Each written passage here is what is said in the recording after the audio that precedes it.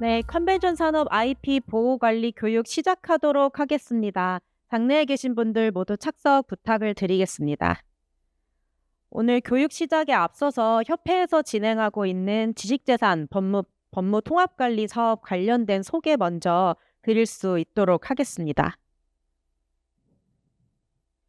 협회에서는 저희 PCO들이 사실 단순한 실행자가 아니라 좀 창의적으로 아이디어를 내고 전략을 짜는, 그렇게 해서 행사를 기획하고 이끄는 기획자임에도 불구하고 우리의 정보들이 지식재산권으로 인정되지 못하는 부분에 집중을 했습니다. 그래서 2023년부터 IP 관련된 과업을 시작을 했고요. 2023년에는 IP 보호 및 관리 관련된 매뉴얼을 발간을 했고, 24년에는 기업별 맞춤 컨설팅을 진행을 했습니다. 근데 저희가 컨설팅을 진행을 하다 보니까 사실상 발주처에서 이제 PCO의 지식재산권을 인정해주지 않는 부분도 있지만, 우리들 PCO들 자체도 우리의 기업 자산을 서로 이게 자산이라고 인식을 못하고 또 보호하지 못하는 그런 인식 문제가 좀 빨리 개선이 되어야 되겠다는 의견들이 있었습니다. 이에 저희가 작년에는 컨설팅만 진행을 했지만, 올해에는 작년도 기업들의 요청에 맞춰서 컨설팅과 교육을 동시에 진행을 하게 되었고요. 그래서 오늘 진행하게 되는 내용은 IP 보호 관리 방안에 대한 부분을 다루고, 또 실제 분쟁 사례나 이것에 대한 이제 법무적으로 어떻게 우리가 대응할 수 있을지에 대해서 변호사님이 강의해 주시도록 하겠습니다. 그리고 오늘부터 이런 법무 관련된 부분이나 IP 관련된 부분에 대한 심화 컨설팅에 대한 접수를 시작을 합니다. 그래서 국제회의 기획업으로 등록된 기업들은 이제 신청을 하시면 받으실 수가 있고요. 기업의 영업자산을 보호하고 관리하는 체계를 구축한다고 봐주시면 되겠습니다. 컨설팅 비용은 전액 저희 협회에서 지원을 하기 때문에 관심 있는 분들은 앞에 QR코드로 신청을 하시거나, 저희가 만족도 조사 때 희망 여부 접수를 받고 있거든요. 그래서 관련된 부분은 나가실 때 인포에 있는 협회 직원을 대상으로 질문을 하거나 신청해 주시면 되겠습니다. 그럼 본격적으로 컨벤션 산업 IP 보호 및 관리 교육을 진행하도록 하겠습니다. 오늘 진행될 2시간 강의는 법률사무소 아트로의 김유나 변호사님께서 수고해 주시겠습니다. 큰 박수로 맞이해 주시기 바랍니다.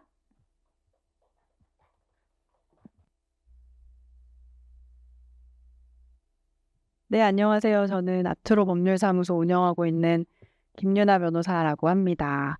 예전에 2023년 겨울쯤에 다른 공간에서 제가 지식재산권 관리 보호 관련해서 그때 이제 강의를 한번 했었는데, 그때 오셨던 분들도 아마 계시겠죠? 계신 것 같고, 또 처음 뵙는 분들도 계신 것 같고 해서 그래도 그때는 처음이었기 때문에 좀 긴장을 많이 했는데, 오늘은 편안하게 좀 할 수 있을 것 같아요. 그래서 이 법 얘기를 하게 될 거잖아요, 제가. 그래서 굉장히 지루할 수도 있어요. 그때도 제가 말씀드렸는데, 그 변호사들도 법 얘기 잘 강의 안 들으러 다니거든요. 트라우마가 있어서. 근데 오늘 사례 위주로 최대한 할 거고, 그리고 한 번 듣고 나면 분명히 도움이 되는 그런 지식이기 때문에 한 2시간만 집중해 주시고 질문을 많이 해 주시면 도움이 될 것 같습니다. 아까 이제 국장님께서 말씀해 주신 것처럼 2023년에는 저희가 매뉴얼을 개발을 했어요. 이제 아마 조금 있으면 배포가 될 거고요. 그리고 2024년 작년에는 저희가 컨설팅을 진행했습니다. 여기 계신 분들 중에서도 이제 기업 컨설팅 받으신 곳도 있으실 것 같은데, 굉장히 제가 2년 동안 그 일을 하면서 좀 의아했어요. 왜냐면은 이제 저 같은 경우에는 컨텐츠 기업을 주로 이제 자문을 하다 보니까 IP를 생산해내는 다른 산업군에 대한 이해도도 높고, 이제 그들이 IP에 대한 지식재산 가치를 어떻게 산출하고 그거를 또 거래를 하고 대가를 받고 그 과정을 알고 있기 때문에 처음에 PCO 관련된 일을 할 때도 비슷하겠지라고 생각했거든요. PCO도 당연히 이제 기획하는 그런 뭐 제안서라던가 운영 매뉴얼이라던가 이런 아이디어가 집약된 그런 창작물에 대해서 충분히 재산적인 가치를 인정을 받고 시장에서 거래가 잘 되고 있겠다라는 생각을 했는데, 그렇지가 않아서 처음에 좀 이제 의아했습니다. 의아한 채로 매뉴얼을 만들었고 컨설팅하면서는 이제 면대면으로 제가 찾아뵙고 컨설팅을 진행했기 때문에 더 이제 속속들이 알 수가 있었어요. 그래서 그런 것들을 이제 기반으로 해서 제가 이번 강의를 진행하도록 하겠습니다. 일단은 그 심화 컨설팅 진행하면서 어떤 걸 느꼈냐면요. 이 지식재산권 IP에 대한 인식이 회사마다 굉장히 다르구나. 아마 여기 계신 기업들도 기업 내부 사정에 따라서 굉장히 다른 인식을 하고 있을 텐데 격차가 그만큼 크구나라는 생각을 했고요. 그 이유는 제가 이제 기업들을 다니다 보니까 처음에는 기업 규모에 따라 다르다고 생각했거든요. 근데 전혀 그렇지 않고요. 규모도 물론 중요한데 경험에 따라 달랐습니다. 그러니까 뭔가 이제 업무상 배임이나 영업비밀 침해나 뭐 저작권 이제 침해 분쟁이나 뭐 이런 사건 사고를 겪으셨던 회사들은 IP 보호를 뭐 관리를 위한 어떤 조치가 필요하다라는 필요성을 크게 느끼셨고 경험이 없으신 회사들은 정말 아무런 그 니즈를 못 느끼시는 예, 그런 회사들도 있었어요. 그래서 법이라는 게 예방적인 차원으로 접근을 하는 게 저는 좋다고 생각을 하거든요. 나중에 분쟁이 발생해서 막 1-2년 동안 끌면서 소송을 하고 하는 것보다 예방적인 차원에서 지금 여기 대표님들도 계시고 직원분들도 계실 텐데 직원분들도 반드시 알아야 되는 내용이기도 하고 대표님들도 반드시 알아야 되는 내용이라고 생각해 주시면 될 것 같고요. 그리고 아까 말씀드렸던 IP의 중요도를 대체적으로 좀 낮게 인식하고 있다라는 그 결과는 제가 보다 보니까 발주기관과 PCO 간의 어떤 협상의 지위가 굉장히 다르다. 협상의 지위가 동등하지 않다라는 것에서 느꼈거든요.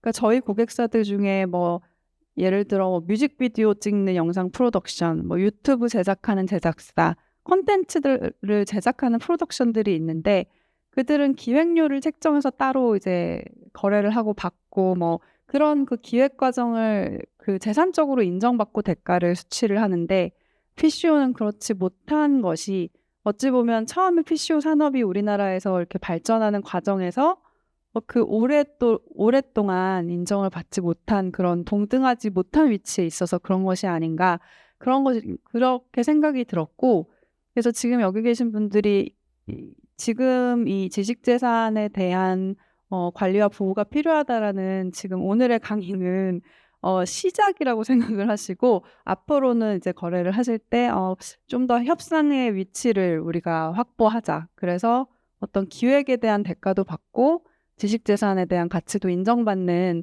그런 좀 날이 왔으면 좋겠다라는 생각을 했습니다. 그래서 본 강의의 목적은 우리가 만드는 제안서나 운영 매뉴얼이나 이런 PCO 자료들, 창작물에 해당하는 자료들을 어떻게 이용하고 뭐 관리를 해야 될지 뭐 이런 것들에 대해서 아주 간략하게 좀 이해하기 쉽게 짚고 넘어갈 거고요. 분쟁 사례들에 대해서 좀 또 간략하게 다루도록 하겠습니다. 일단 PCO는 당연히 콘텐츠의 가치가 사업의 경쟁력이긴 하거든요. 지금 아이디어나 뭐 이런 것들 특히 제가 다니다 보니까 PCO들이 올해 했던 사업을 내년에 또 하기도 하고 뭐 5년 이상 하기도 하고 막 이러잖아요.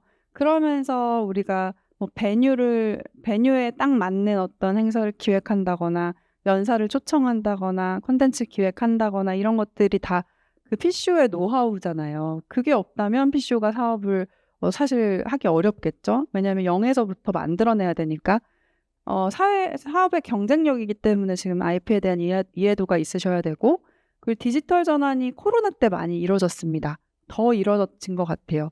저희 그 법률사무소도 페이퍼리스가 종이가 없는 그것을 추구하다 보니 소송 기록이나 이런 것들도 다 파일로 관리를 하는데 PCO도 당연히 뭐 생산성이나 효율성이나 이런 것들을 봤을 때 전자 파일로 당연히 관리하고 뭐 협력업체나 뭐 발주기관과 어떤 자료를 주고받을 때도 다 카카오톡으로 주고받고 막 이러잖아요. 그래서 이런 유출 사례들이 굉장히 증가하고 있습니다. 그렇기 때문에 인식을 해 두는 것이 필요하고요. 그리고 PCO 사업 같은 경우에는 그 결과물을 반복적으로 사용하는 경우가 많더라고요. 한 PCO가 그 행사를 또 내년에 할 때는 동일한 베뉴에서 예전 직전 기획안을 참고해서 제안서를 참고해서 작성해서 제안하고 이런 것들이 많기 때문에 꼭 필요하다고 생각을 하고 있습니다. 이 PCO 업무 흐름상 지식재산권 발생에 관해서 그냥 간략하게 말씀드리면 처음에 이제 그 RFP 보고 기획하고 제안서 작성하고 하는 과정에서 저작물이 생성이 될 수도 있고요. 그 영업비밀이 생성이 될 수도 있습니다. 그리고 부정경쟁방지법상 타인의 성과라고 보이는 것들이 생성될 수 있어요. 이게 뭐냐면 부정경쟁방지법은 부정경쟁 행위를 금지하고 있는 법이에요. 근데 타인의 상당한 투자나 노력으로 만들어진 성과 등을 누군가 유용하거나 유출하거나 함부로 허락 없이 사용하거나 하는 모든 행위들을 금지하고 있어요. 그렇다면 당연히 PCO가 만든 어떤 자산이나 이런 것들을 임직원이 퇴사하면서 가져가거나 아니면 경쟁사가 어떻게 유출을 이제 의도적으로 했거나 도용을 했거나 혹은 발주기관이 입찰에 참여한 기업인데 이제 선정은 되지 않았는데 이거 제안서 냈는데 이거 좀 유사하게 행사해보자라고 한다거나 이럴 경우에는 부정경쟁방지법을 근거로 해서 대응할 수 있는 방법이 또 있을 수 있습니다. 그래서 제안서 작성 때부터 저작물, 영업비밀 생성될 수 있고요. 운영 매뉴얼 개발, 운영 매뉴얼이 사진이나 어떤 이런 것들이 다 집약적으로 되어 있는 편집 저작물이에요. 사진도 들어가고 베뉴에 대한 설계 이런 것도 다 들어가고 이 편집 저작물, 저작권법에 적용을 받겠죠. 그리고 행사 진행하는 과정에서 저희가 연사를 섭외할 때 초상권 이런 것들 다 확보하잖아요. 이 초상권이 제가 강의를 다니면서 여쭤보면 어떤 법의 근거가 있을 것 같으세요? 초상권이? 그냥 궁금해서 한번. 초상권의 법적 근거. 개인정보 보호. 개인정보 해당되기도 합니다. 근데 개인정보보호법이 생긴 지가 얼마 안 됐죠. 그래서 이제 초상권은 사실 예전부터 인정이 됐었어요. 초상권은 사실 헌법적인 권리예요. 헌법상 행복추구권의 일종입니다. 행복추구권의 일종. 내 얼굴은 나만 쓸 수 있고 내 이름은 나만 쓸 수 있어. 이건 행복추구권의 일종.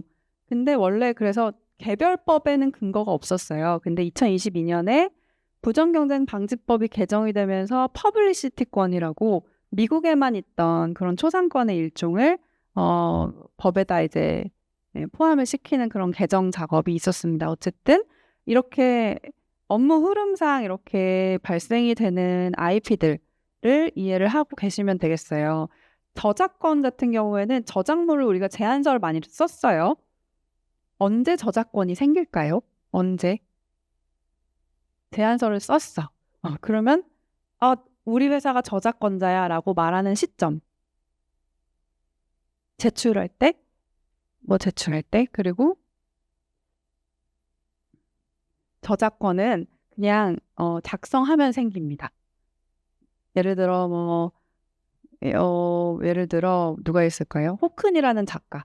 호크니가 그림을 그리잖아요. 집에서 아이패드로. 그러면 그림이 완성되면 그냥 생기는 게 저작권이라고 생각하시면 돼요. 그래서 PCO들도 저작권 등록을 해야만 또 생기는 것은 아니다. 이번에 컨설팅 다니다 보니까 제안서를 저작권 등록하시는 그런 회사들도 있어요.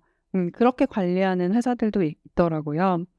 그래서 이런 업무 흐름을 이해하시면서 이렇게 지식재산권이 발생이 되는구나를 알아주시면 좋겠고, 아까 말씀드린 것처럼 이 부정경쟁 방지법상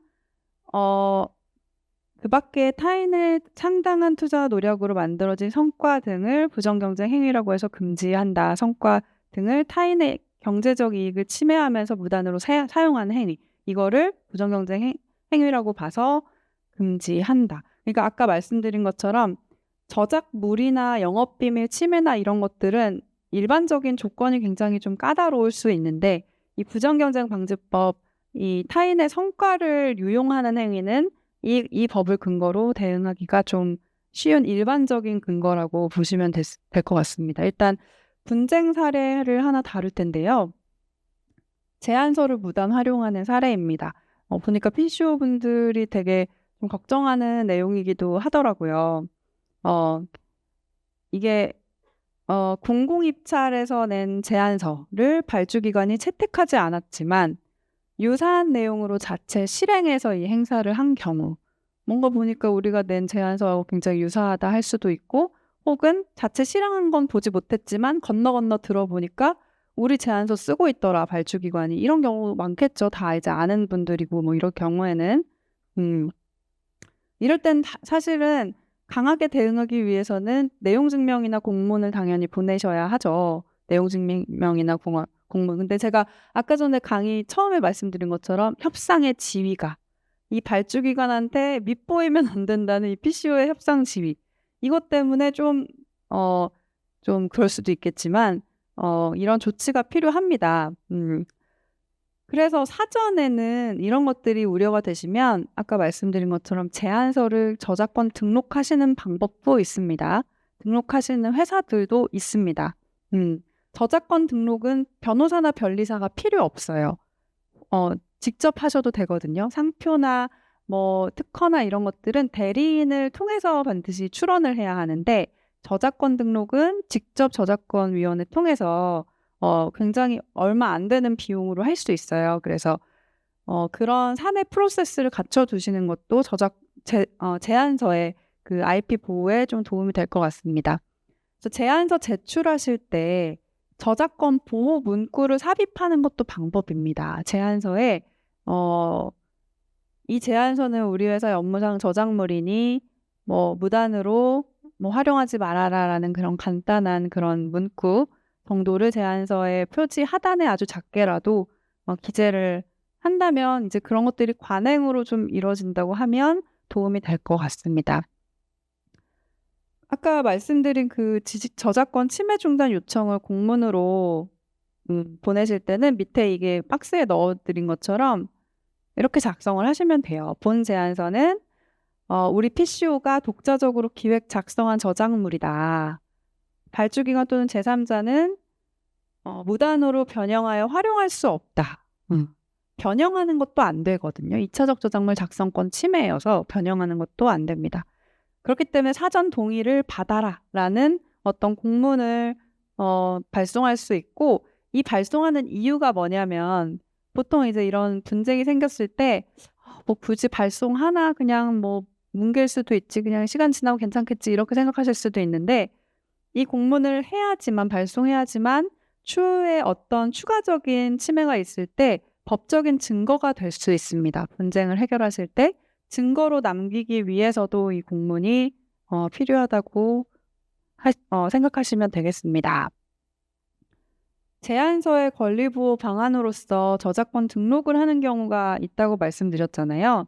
이 저작권 등록, 모든 제안서를 다 저작권 등록을 한다라고 하면 좀 규모가 큰 회사는 그렇게 하거든요. 제가 이제 이번에 만나봤던 그런 규모가 굉장히 큰 PCO 같은 경우에는 올해는 그냥 프로세스로 아예 제안서 개발하면 싹 다 저작권 등록하고 그걸 한 부서에서 담당을 합니다라고 답변해 주셨어요. 근데 이제 뭐 이게 사실 실무상 좀 부담일 수도 있잖아요. 그런 것들을 고려하면 행사 규모, 그 행사의 중요도 이런 것들을 고려해서 어떤 기준을 만들어서 이 기준을 상회하는 그런 제안서, 그 행사 같은 경우에는 제안서 우리 저작권 등록해서 관리하자라는 어떤 원칙을 세울 수 있겠죠.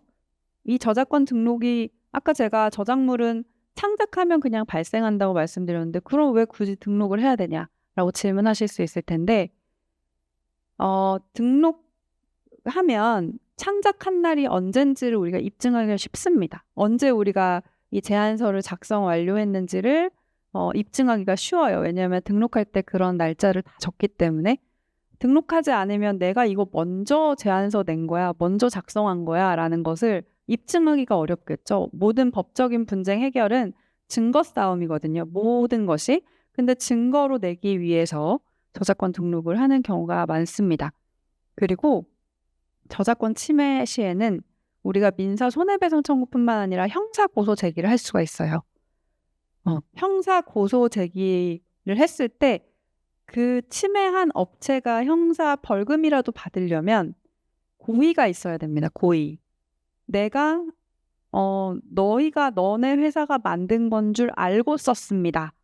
당신네 회사가 만든 줄 알고 썼습니다라는 고의를 수사기관이 검사 이쪽에서 입증해 줘야 돼요. 근데 저작권 등록을 내가 해놓으면 우리 회사가 저작권 등록을 해놓으면 다른 발주기관이든 아니 제3의 PCO든 이 자료를 유용했을 때 그냥 저작권 등록했어요. 이렇게 수사기관에 제출만 하면 고의를 입증할 필요가 없습니다. 그러니까 고의가 간주된다라는 효과가 있기 때문에 저작권 등록을 하시는 것이 좋을 것 같아요. 네.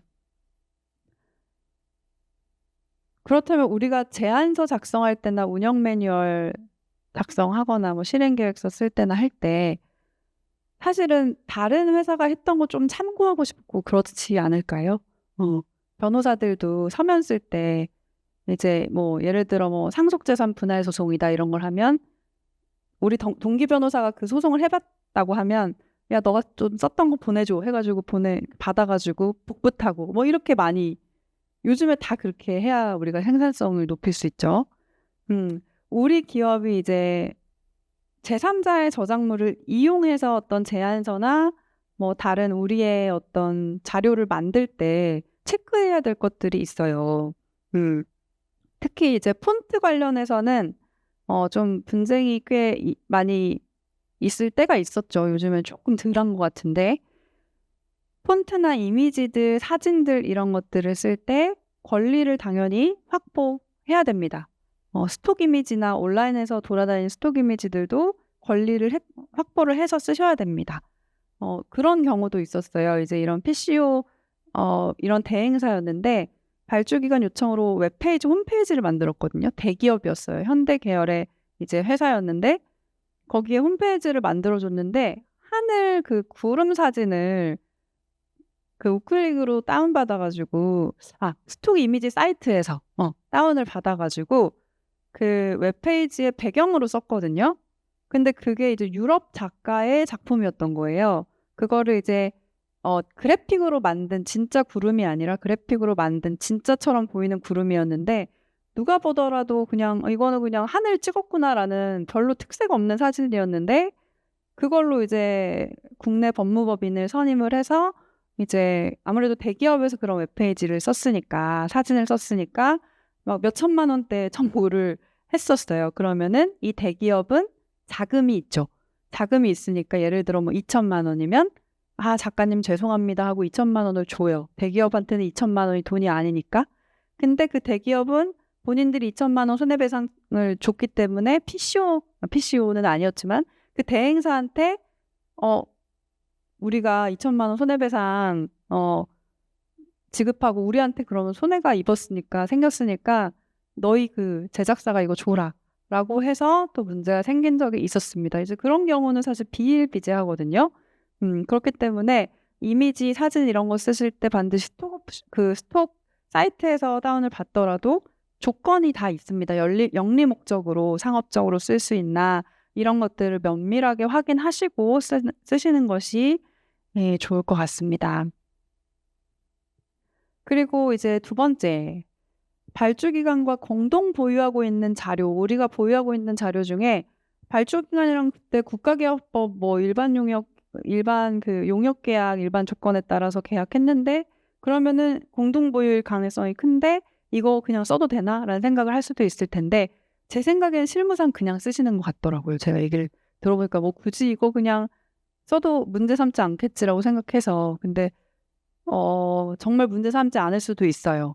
하지만 스트릭트하게 하려면 사전 동의를 얻는 게 맞습니다. 공동 보유하는 그 저작물 같은 경우에는 발주기관한테 이제 공문을 보내서 사전 동의를 얻는 것이 바람직합니다. 그리고 외부 업체가 창작한 작업물. 아까 말씀드린 것처럼 홈페이지 같은 거 제작 외부 업체에 맡기거나 뭐 디자인물 뭐 이런 것들 맡기는 경우가 있죠. 그때 계약에서 반드시 면책 조항 확인하셔야 되고요. 지식재산권을 우리가 다 가지고 오는 계약인지를 확인하셔야 됩니다. 계약 조항 중에 이 당신네 홈페이지 제작 업체가 만든 이 홈페이지에 대한 지식재산권 분쟁이 있거나 아까 제가 말씀드린 사례처럼 분쟁이 있거나 했을 때 종국적인 책임은 너희가 져. 우리는 책임 없어라고 해야 되는 거죠. PCO들은. 그렇게 해야 됩니다. 그래야지 리스크 관리가 완벽하게 되고요. 그리고 다만 지식재산권은 우리가 다 가지고 온다라고 약정을 해야 됩니다. 왜냐하면 발주기관한테 넘기려면 우리가 권한을 다 가지고 와야겠죠? 권한을 넘겨야 되니까. 기업들 중에 그런 기업도 있어요. 외부 협력업체랑 계약할 때 저작권이나 지식재산권은 협력업체한테 남겨놓게 계약을 하고 발주기관하고는 혹은 광고주나 뭐 이런 그 위에 상위기관하고는 또 권리가 넘어가게끔. 그러면 우리는 중간에서 우리가 받지 않은 권리를 상위로 넘기게 되는 거잖아요. 그래서 어떤 사업을 진행하실 때는 계약을 온라인 시키는 게 굉장히 중요합니다. 합의 업체부터 상위까지 쭉 온라인 시키는 거, 권리를 우리가 받아서 다 준다. 이런 식으로. 혹은 다 받아서 공동 보유한다. 이렇게 개념을 가져가시면 좋을 것 같습니다. 그리고 만일에 사진이나 이런 거 쓸 때 아까 말씀드린 것처럼 초상권 이용 동의 이런 거 받으셔야 되고요. 이런 것들을 타인의 저작물을 이용할 때 이런 정도만 신경 써도 사실 우리가 이용하는 거에 대한 분쟁, 뭐 특히 뭐 내용 증명을 우리가 받거나 하는 일은 굉장히 줄어들 거예요. 그래서 발주기관과 공동 보유한 자료를 우리가 이용하고 싶을 때는 뭐 공문 이렇게 단순하게 공문 작성하셔가지고 보내면 되고 이런 공문에 대한 어떤 내용이나 이런 것들은 저희가 이제 협회가 배포하는 매뉴얼에 아마 다 포함이 되어 있을 거기 때문에 추후에 이제 이런 업무가 맞닥뜨려졌을 때 매뉴얼 참고하시면 실무적으로 도움이 될 것 같습니다. 아까 말씀드린 것처럼 협력업체가 납품한 저작물은 PCO에게 귀속되도록 약정해야 되고요. 그리고 이런 경우 아까 말씀드린 것처럼 이런 경우도 있을 수 있잖아요. 협력업체가 가지고 있는 고유한 어떤 지식재산물을 우리가 그냥 이용 허락만 받은 경우도 있을 수 있어요. 그럴 때는 협력업체 권리를 침해하지 않도록 나중에 실무상 유의를 할 필요가 있어요. 그리고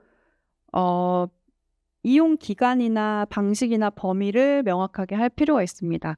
그 협력업체가 만든 저작물을 우리가 언제까지 어떻게 이용할지 이런 거에 대해서 좀 더 명확하게 계약서에 명기를 하는 게 필요합니다. 제가 이제 심화 컨설팅을 다니다 보니까 좀 이런 분쟁의 경험이 있는 업체들은 외장 하드도 다 관리를 하더라고요. 외장 하드에 번호를 붙여서 관리를 하는 기업들도 있습니다. 외장 하드에 번호를 붙여서. 그 협력업체하고 PCO 자료를 공유할 때 보통 어떻게 하시나요? 이메일로 많이 하시나요? 이메일, 뭐 카카오톡, 메신저 이런 걸로 많이 하실 텐데 사실 이제 컨설팅을 다니다 보니 이게 굉장히 부딪히는 게 그 업무의 효율성과 굉장히 부딪힙니다. 이 지식재산 관리를 그럼 해야 되긴 하는데 업무의 효율을 떨어뜨리면서까지 막 외장 하드를 막 무조건 뭐 USB나 이런 것들을 회사 것만 쓰고 내 거는 못 쓰고 막 이게 너무 불편하죠. 그럼 어떻게 해야 되냐 이런 것들이 좀 해결해야 되는 부분이긴 해요. 근데 이제 협력업체하고 자료 공유할 때도 너무 그 방식과 어떤 형식이 정해져 있지 않으면 유출이 너무나 쉽지 않겠어요? 우리 담당하는 이제야 회사에 들어온 직원이 뭐 유출할 수도 있는 거고 그리고 자료의 종류가 뭐 일반적인 그냥 저작물도 아니고 영업비밀도 아니라면 주고받고 하는데 뭐 큰 자산의 유출이나 이런 거라고 여겨지지 않을 텐데 굉장히 중요한 자료도 있을 수 있죠. 그런 것들. 그래서 자료의 종류 그리고 행사의 규모와 배경을 고려를 해서 뭐 비밀유지 계약을 쓸 수도 있고요. 그리고 아까 말씀드린 것처럼 외장하드의 사용이나 이런 것들 제한할 수도 있고 그렇습니다. 특히 영업비밀 같은 경우에는 표시가 필요합니다. 영업비밀 표시. 영업비밀이라고 하는 건 제가 컨설팅에서 느껴진 거는 대부분 실행계획서하고 제안서는 영업비밀에 준한다라고 생각을 하시더라고요. 영업상 주요 자산이다라고 파악을 하고 계시더라고요. 그래서 이런 정도의 자료를 결과 보고서 뭐 이런 것들을 공유를 할 때는 confidential 뭐 대외비 이런 것들 표시해서 전달을 해야 한다. 그리고 자료 공유 방식을 특정한다. 이 정도만 이해하셔도 좋을 것 같습니다. 이제 영업비밀에 대해서 제가 말씀을 드릴 텐데 이런 경우가 꽤 있었어요. 제가 상담을 다니다 보니 퇴사하는 직원이 지난 10년치 제안서, 지난 10년치 운영 매뉴얼 이런 것들을 들고 나가서 퇴사할 때 들고 나가서 경쟁사에 제공한다. 혹은 새로 회사를 차린다. 그런 경우가 당연히 많을 수밖에 없지 않겠어요. 왜냐하면 이 직원은 PCO 일을 10년 동안 했기 때문에 굉장히 잘 알고 있을 거고 그것이 자기의 어떤 개인적인 자산이라고 생각할 수도 있겠죠. 근데 그렇지 않습니다. 그런 것들은 이제 회사의 자산이 맞겠죠. 이런 경우에 이제 회사 입장에서는 어떻게 대응을 해야 하느냐. 강하게 대응해야 합니다. 이거 왜냐하면 경쟁사와의 어떤 문제이기 때문에 즉시 경쟁사한테 자료 폐기를 요구하는 공문이나 내용 증명을 즉시 발송을 해야 되고요. 경우에 따라서는 업무상 배임죄 죄책을 물을 수도 있습니다. 특히 이제 퇴사한 직원에 대해서 업무상 배임죄 형사고소를 제기할 수 있습니다. 여기 이제 제 생각에는 임직원분들도 많이 계시는 것 같아요. 근데 이런 법적인 조치가 어떤 상황에서 어떻게 들어갈 수 있는지를 명확히 알아야 되기 때문에 이런 내용을 다룬다고 생각을 해주시면 될 것 같아요. 보통 회사들이 이런 사건이 생겼을 때는 업무용 PC 포렌식을 진행하거든요. 포렌식. 굉장히 영업비밀 유출 사고가 굉장히 많기 때문에 포렌식을 바로 넣어서 적극적인 증거를 확보합니다. 포렌식에서 나오는 것이 굉장히 많습니다. 그래서 증거 확보가 굉장히 용이하기 때문에 포렌식 회사 입장에서는 바로 진행하셔서 증거 확보하시고 법적 조치를 취하실 수 있어요. 하지만 뭐 이런 강한 지금 제가 말씀드린 불편한 이런 사후적인 조치보다는 가장 좋은 것이 예방할 수 있는 방안이겠죠. 일단 교육을 좀 내부에서 많이 진행을 이렇게 뭐 1년에 한 번이라도 교육을 진행하셔서 우리가 하는 일들이 PCO 이 회사의 어떤 그 업무상 저작물이나 영업비밀을 우리가 만들어서 같이 이제 수익을 창출하는 일이고 이것이 우리 회사의 중요한 자산이고 이건 나중에 퇴사할 땐 반환해야 되는 거구나. 이런 인식이 조금이라도 그게 어찌 보면 그냥 윤리의식인 거죠, 사실은. 그런 것들을 인식을 높이는 것, 그것이 근본적인 대책이지 않을까라는 생각이 듭니다. 이 자료가 유출돼서 제3자가 이용될 경우에 부정경쟁방지법, 형법상 업무상 배임죄 이런 거 다 당연히 적용이 되고 민사상 손해배상과 형사책임, 지금 이 내용이 없을 수도 있어요. 없을 수도 있을 텐데 민사상 손해배상 책임을 부담을 할 수 있고 형사책임을 저희 회사 측에서는 제기를 할 수 있습니다. 이러한 문제와 관련돼서 항상 문제되는 것이 회사 시스템 무단 접속이거든요. 그러니까 퇴사한 직원이 인트라넷에 나중에 접속을 해서 어떤 자료를 빼가려는 시도를 하는 경우가 종종 있었습니다. 지금 여기 계신 분들은 우리 회사는 안 그런데 라고 생각하실 수 있는데 종종 그런 경우가 있었어요. 그럴 땐 정보통신망법 위반으로 이것도 형사처벌 대상이고요. 이 행위는 특이하게 미수를 처벌합니다. 그러니까 접속 시도를 했는데 로그인이 안 됐어요. 그것도 처벌이 가능합니다. 로그인이 안 돼도. 그건 그러면 로그인 안 된 건 어떻게 알 수 있냐? 그거 다 알 수 있더라고요. 인트라넷 그 서비스를 제공하는 회사 서버를 통해서 전부 다 알 수 있습니다. 그래서 이런 행위들이 책임을 부담할 수 있는 행위가 된다. 그럼 여기서 좀 궁금하신 게 있으실 텐데, 그럼 영업비밀은 우리 회사가 이거 영업비밀이야 하고 하면 이게 영업비밀이 되나요? 라는 좀 질문이 생기실 수 있을 것 같아요. 저작물은 지난 2년 전에 강의에서도 말씀드렸었는데 창작성이 있어야 저작물입니다. 최소한의 창작성이 있어야 되거든요. 사진, 이미지 이런 것들도 최소한의 창작성이 있어야 되는데, 그거는 이제 그러니까 그 저작물의 개별 구체적인 특성을 보고 우리가 이거 저작물이야 이렇게 판단하는 거죠. 근데 영업비밀은 그렇지 않아요. 똑같은 제안서여도 어떤 회사에서는 영업비밀이고 어떤 회사에서는 영업비밀이 아닙니다. 그 이유는 비밀 관리성 때문에 그렇거든요. 그러니까 비밀로 관리해야만 이게 영업비밀이 될 수 있습니다. 영업비밀의 성립 요건을 3가지 간단하게 말씀드릴 텐데요. 일단 경제적으로 유용해야 돼요. 그러니까 경제적 가치가 인정돼야 됩니다. 시장에서. 제안서가 경제적 가치가 당연히 있지 않을까요? 경쟁사가 우리 제안서 가져가서 그걸로 입찰 넣으면 너무 쉽게 입찰 따낼 수도 있겠죠. 그러니까 당연히 경제적 가치 있습니다. 그래서 경쟁사나 후발 기업이 참고해서 어떤 수익 창출에 도움이 되는 그런 정보이기만 하면 가치가 인정이 됩니다. 경쟁력을 보유할 수 있는 그런 자료면 인정이 됩니다. 그리고 비공지성, 비밀 상태여야 되는데요. 비밀 상태. 근데 그렇다면 제안서 우리가 발주기관한테 제출하는데 이거 비밀 상태라고 볼 수 있나? 라고 생각할 수 있는데 이게 이제 비공지성이라는 거는 절대적 의미가 아니고요. 일정 범위의 사람들이 알고 있더라도 그 사람 간에는 비밀로 유지되는 경우에는 비공지성 인정됩니다.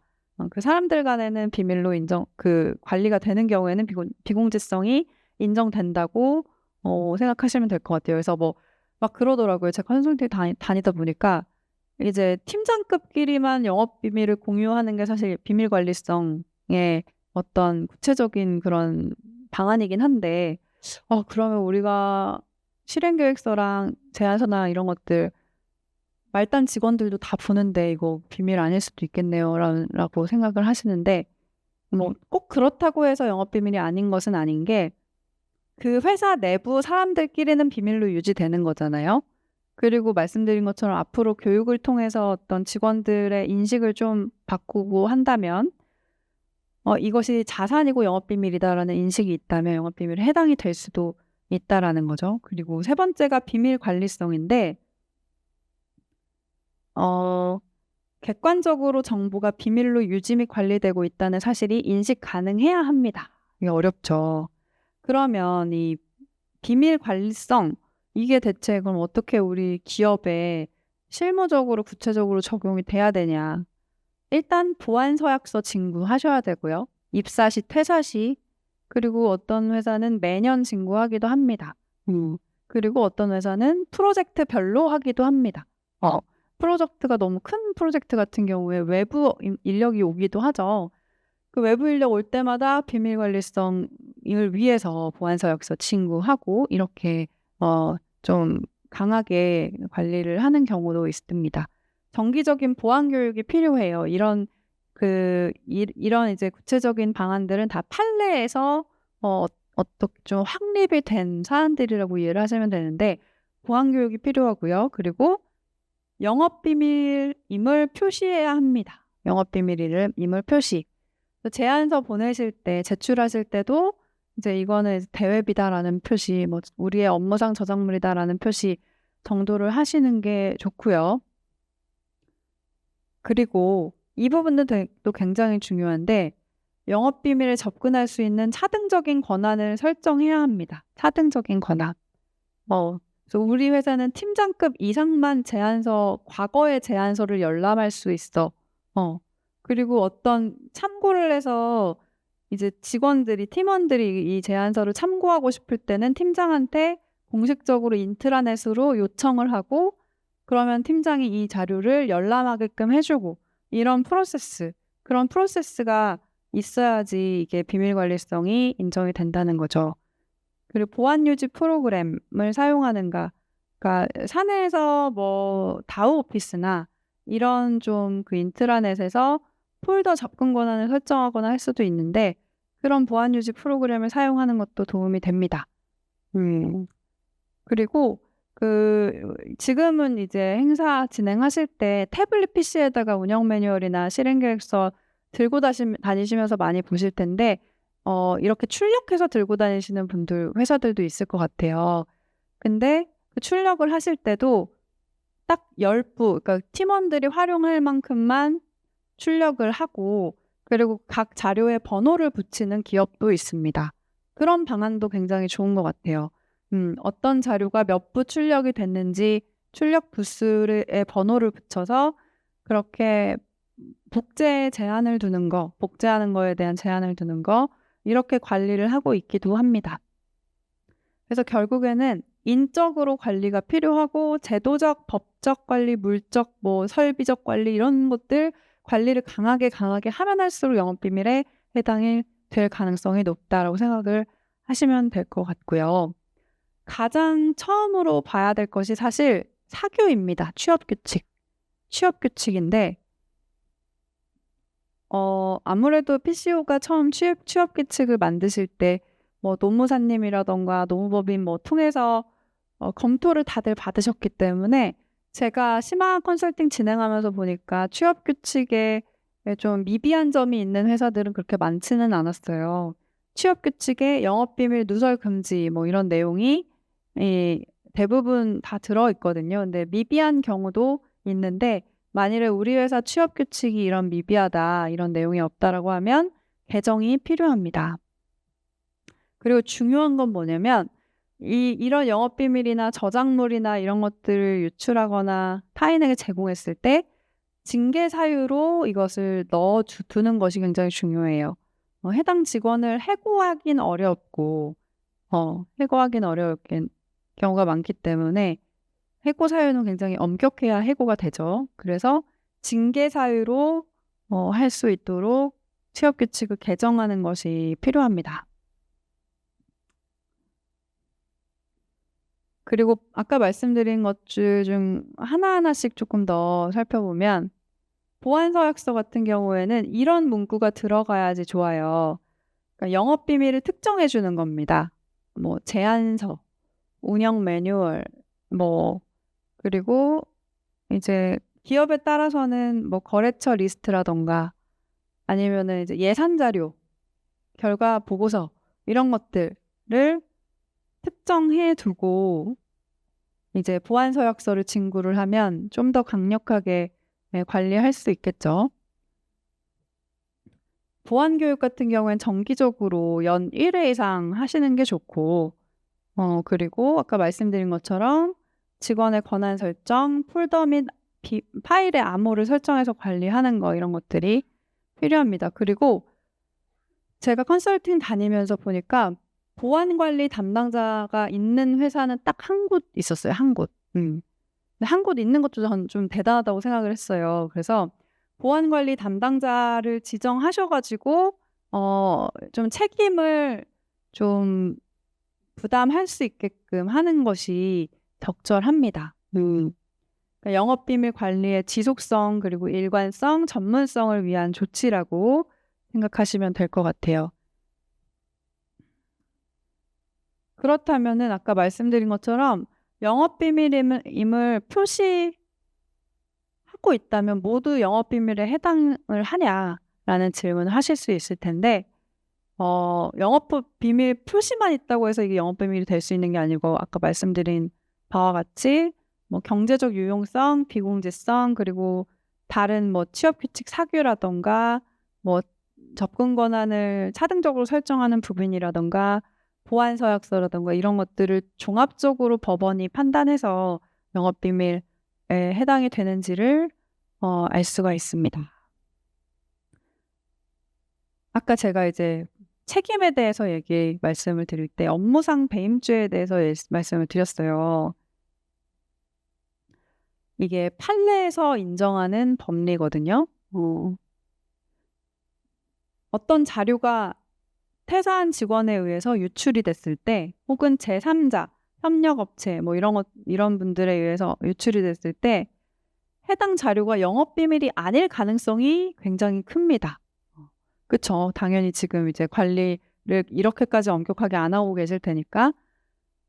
그럴 때는 기업이 보유한 영업상 주요 자산이라고 봐서 형법적으로 조치를 취하실 수 있습니다. 영업상 주요 자산. 이 영업상 주요 자산에 해당을 하려면 불특정 다수인에게 공개되어 있지 않아야 되고요. 당연히 PCO 자료들이 불특정 다수에게 공개되어 있지 않죠? 당연히. 그리고 보유자가 자료 취득이나 개발을 위해서 상당한 시간, 노력, 비용을 들인 것. 경쟁상 이익을 얻을 수 있는 정도라면 영업상 주요 자산에 해당한다고 판단합니다. PCO가 당연히 그 제안서, 운영 매뉴얼 개발에 상당한 시간, 그리고 인력, 그리고 비용 이런 거 다 들여서 투자해서 만든 것이잖아요. 그래서 영업상 주요 자산에 해당이 됩니다.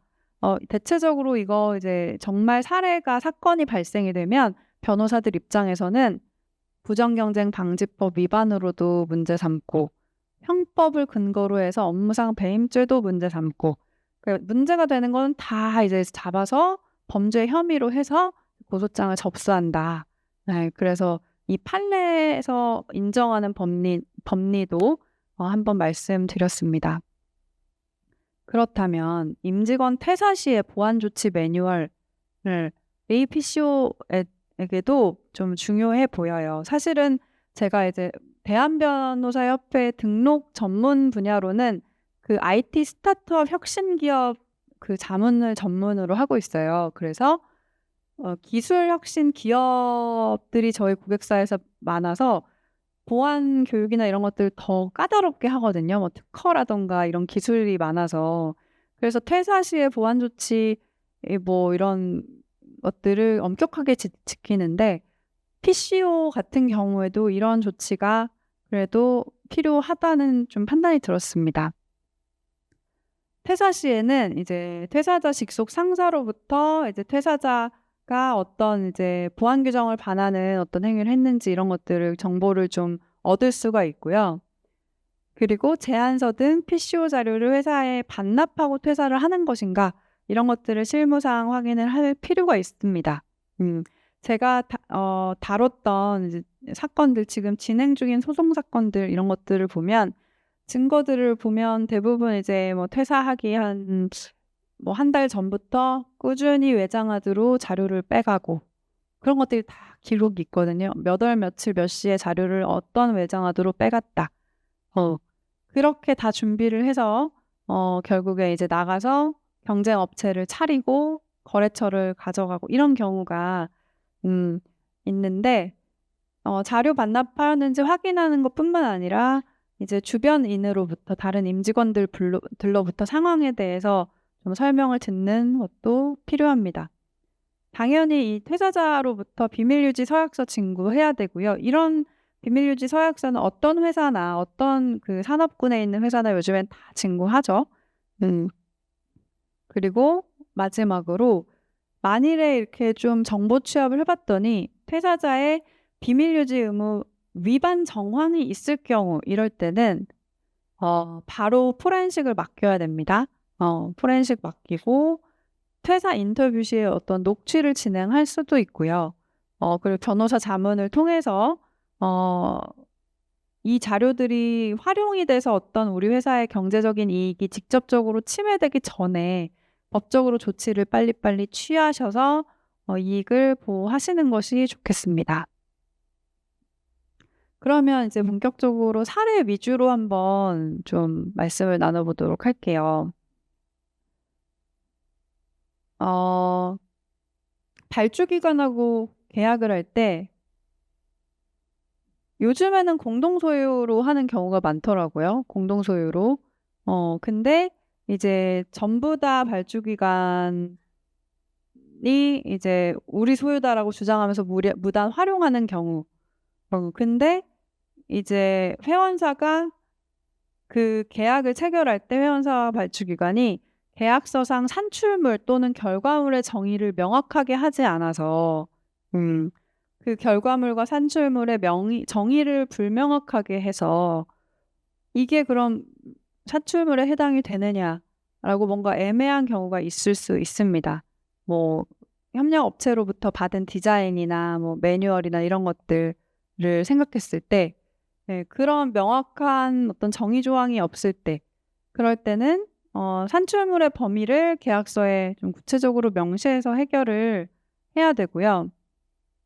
계약시에 이제 단순 업무 수행 결과물과 창작물을 좀 구분해 가지고 할 필요가 있어요. 예를 들어 뭐 협력업체 리스트를 달라, 발주기관이. 작년에 우리랑 일했던 발주기관이 협력업체 리스트 좀 주세요. 뭐 무슨 업무에 뭐 도움될 만한 리스트 좀 주세요. 이렇게 연락이 오는 경우가 많은데 그것을 산출물이라고 봐야 될까요? 사실 애매하죠. 산출물. 우리가 뭐 오랫동안 일하면서 좀 정리해둔 협력업체 리스트인데 그럴 경우에 좀 애매해지는 경우가 있기 때문에 계약서에 명기하는 것이 필요합니다.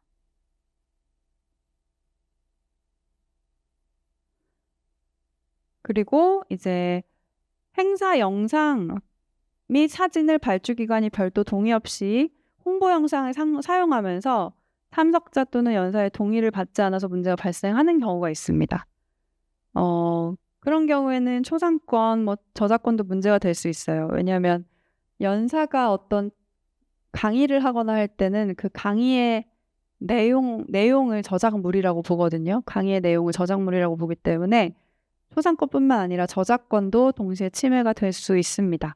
이런 경우를 좀 방지하기 위해서 계약서를 작성할 때 이런 영상이 어떻게 활용될 수 있는지, 추후에 홍보 영상으로도 활용이 될 수 있다라는 내용이나 이런 것들을 좀 기재를 해놓으시면 도움이 될 것 같아요. 네, 그리고 이런 경우도 제가 한번 보긴 했는데 해외 연사가 이제 행사에 섭외돼서 오시거나 초청된 발표자가 다른 사람의 논문이나 이미지를 무단 인용해가지고 문제가 된 경우, 그런 경우에 발주기관은 회원사의 책임을 묻는 경우도 있습니다. 이제 계약서상 이런 구조들을 명확하게 해놓지 않으면 전국적으로 좀 부당하게 회원사가 책임을 져야 되는 경우가 있을 수 있죠. 그래서 연사와 계약을 하실 때는 제3자의 권리를 침해하는 분쟁이 발생할 때는 연사가 책임진다라는 PCO의 책임을 면제하는 면책 조항이 필요합니다. 한마디로 저작권 침해 금지 확인을 요청을 하는 거죠. 침해하지 말아라. 그런 문구들은, 계약의 문구들은 아주 부드러운 문구로 쓰더라도 계약의 효력을 갖출 수 있게끔 쓸 수 있어요. 그래서 연사들이 불쾌하지 않게 그런 면책 조항들을 잘 넣어서 반드시 좀 어떤 표준 계약안을 만들어 두시면 좋을 것 같습니다. 그리고 뭐 협력사와의 저작권 기록 문제도 있을 수 있어요. 외주 디자이너가 만든 포스터 디자인의 저작권을 협력사가 보유하고 있음에도 회원사가 PCO가 무단으로 재활용하거나 변형 사용해서 분쟁이 발생할 수 있습니다. 이건 이제 아까 계속 말씀드렸던 것처럼 그 외주 계약서에서 어떤 조항이 모호하거나 잘 기재가 되어 있지 않을 경우에 분쟁이 발생될 가능성이 높은 거죠. 그래서 저작권이 외주 디자이너에게 남아있는 것으로 계약을 할 때는 그렇다면 PCO가 이 행사를 위해서 이 디자인을 활용할 때 몇 년 몇 월 며칠부터 뭐 1년간 우리가 활용할 수 있다. 특히 또 활용의 그 방식은 온라인, 오프라인을 뭐 망라하고 활용할 수 있다라던가 뭐 행사의 홍보 목적으로만 활용하겠다라던가 이런 구체적인 그 계약서의 조건이 명기가 되어 있어야 도움이 될 것 같아요. 네. 일단 여기까지 이제 그 영업비밀 저작권 관련된 이제 간단한 내용을 좀 다뤘어요.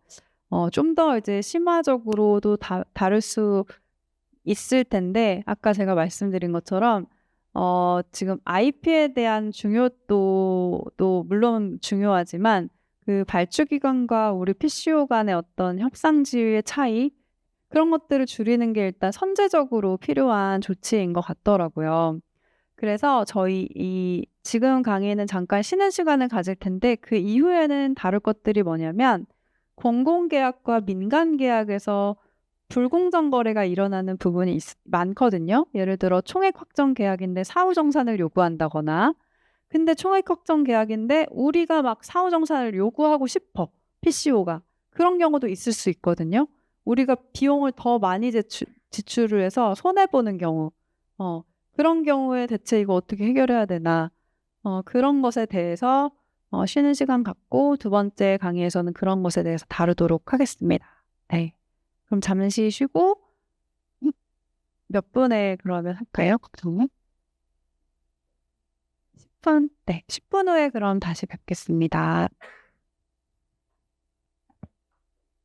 네, 저희 잠시 10분 정도 쉬는 시간 갖고 4시 5분에 두 번째 강의 시작하도록 하겠습니다. 현장에는 저희가 인쇄물로 교재 나눠드리기는 했는데요. 여기 업데이트된 자료도 있고 온라인으로 듣고 계신 분들도 계셔서 그 협회에서 운영하고 있는 인력관리 그 시스템인 프로마이스 자료실에서 다운받으실 수 있습니다. 해당 부분 저희가 나중에도 안내는 드릴 텐데요. 필요하신 분들은 다운받아서 사용해 주시면 될 것 같습니다.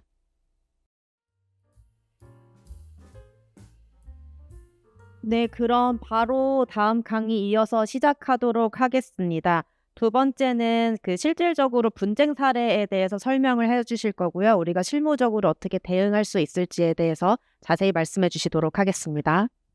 네. 그 공공계약 분야에 대해서 일단은 먼저 말씀드리고 그다음에 민간계약 관련된 분쟁에 대해서 말씀드리도록 하겠습니다. 총액 확정 계약에서 사후정산의 문제 이게 항상 좀 실무적으로 문제가 되었더라고요. 특히나 이제 코로나 때 그때 물가 변동이 좀 심했잖아요. 항공권이 갑자기 치솟거나 호텔 가격이 치솟거나 하는 그런 사정 때문에 총액 확정된 그런 대금만으로 우리 PCO가 사업을 진행할 수 없는 경우 그런 분쟁들이 좀 있었어서 한번 다뤄보도록 하겠습니다. 일단 첫 번째로 일단 4가지 사례를 제가 대표적으로 좀 뽑았습니다. 이 중에 1번, 2번 사례는 사실 사후정산을 발주기관이 요구하는 경우죠. 발주기관이 요구하는 경우이고 이제 3번, 4번 같은 경우에는 발주기관이 반대로 총액 확정 계약이니까 사후정산 안 하겠다라고 버티는 그런 경우입니다. 그러니까 한마디로 이 사후정산이라는 게 양날의 검 같은 거죠. 발주기관이 총액 확정 계약을 해놓고 발주기관한테 유리하면 총액 확정 계약을 빌미로 어떤 PCO에게 손해가 입어지는 그런 어떤 분쟁을 또 만들어내는 것이고 또 총액 확정 계약 뭐 이런 식으로 이제 발주기관이 본인들에게 유리하게 이렇게 사용하는 경우가 굉장히 불공정하게 종종 있는 것 같습니다. 첫 번째로 전체 행사 참석 인원 중에 일부의 참석이 불분명해졌을 때 발주기관에서 사후정산 요구하는 사례인 거죠. 몇 명 못 오니까 해외에서 몇 명 못 오니까 항공권이나 이런 것들 사후정산하자 이렇게 요구하는 사례. 그리고 두 번째로는 당초 승인된 산출 내역서에서 그것에 따라서 구매했는데 물품을 나중에 행사 종료 후에 발주기업이 우리 직원이 이제 검색해 보니까 최저가 있더라. 최저가가 이렇더라. 너네가 너무 과다하게 금액 그 산출한 것이 아니냐 이러면서 차액을 반납해 달라라는 요구를 하는 경우가 있을 수 있겠죠. 그리고 세 번째로는 계약 체결 후에 항공비나 이런 물가 변동으로 인해서 비용이 20% 이상 인상이 되었는데 이것을 PCO한테 비용 부담을 전가하는 사례 이런 부분이 있을 수 있습니다. 네 번째로는 경비에 해당하는 항공권과 숙박비를 환율을 빌미로 이제 발주 기간에 유리한 환율을 적용해 달라. 환율 시점을 이제 적용해 달라 이렇게 말을 하는 거겠죠. 이렇게 요구하는 사례 4가지를 하나하나씩 제가 한번 살펴보도록 할게요. 일단은 이러한 사후정산 문제는 계약의 안정성을 크게 훼손하는 불공정 행위입니다. 임의적으로 유리할 때는 총액 확정 계약이야라고 주장하고 또 총액 확정 계약이 발주 기간에게 불리할 때는 사후정산하자 이러는 거잖아요. 만일에 그렇게 할 거면 처음부터 발주 기관은 사후 원가 검토 조건부 계약을 활용을 했어야죠. 총액 확정 계약이 아니라.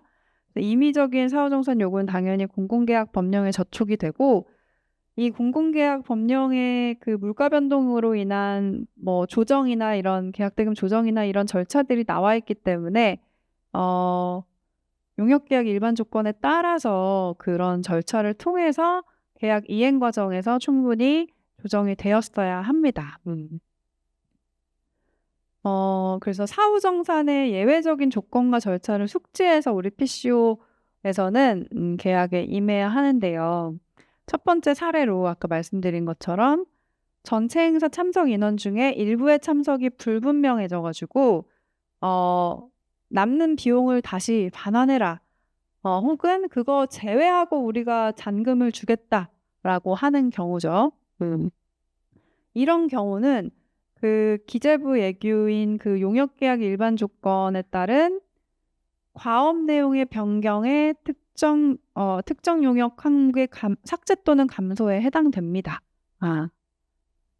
특정 용역 항목의 삭제 또는 감소에 해당이 될 경우에는 수정계약을 체결하도록 법에 나와 있어요. 그 용역계약 일반 조건의 예규에 나와 있습니다. 그래서 법을 그렇게 따라서 계약을 체결을 해야 되고요.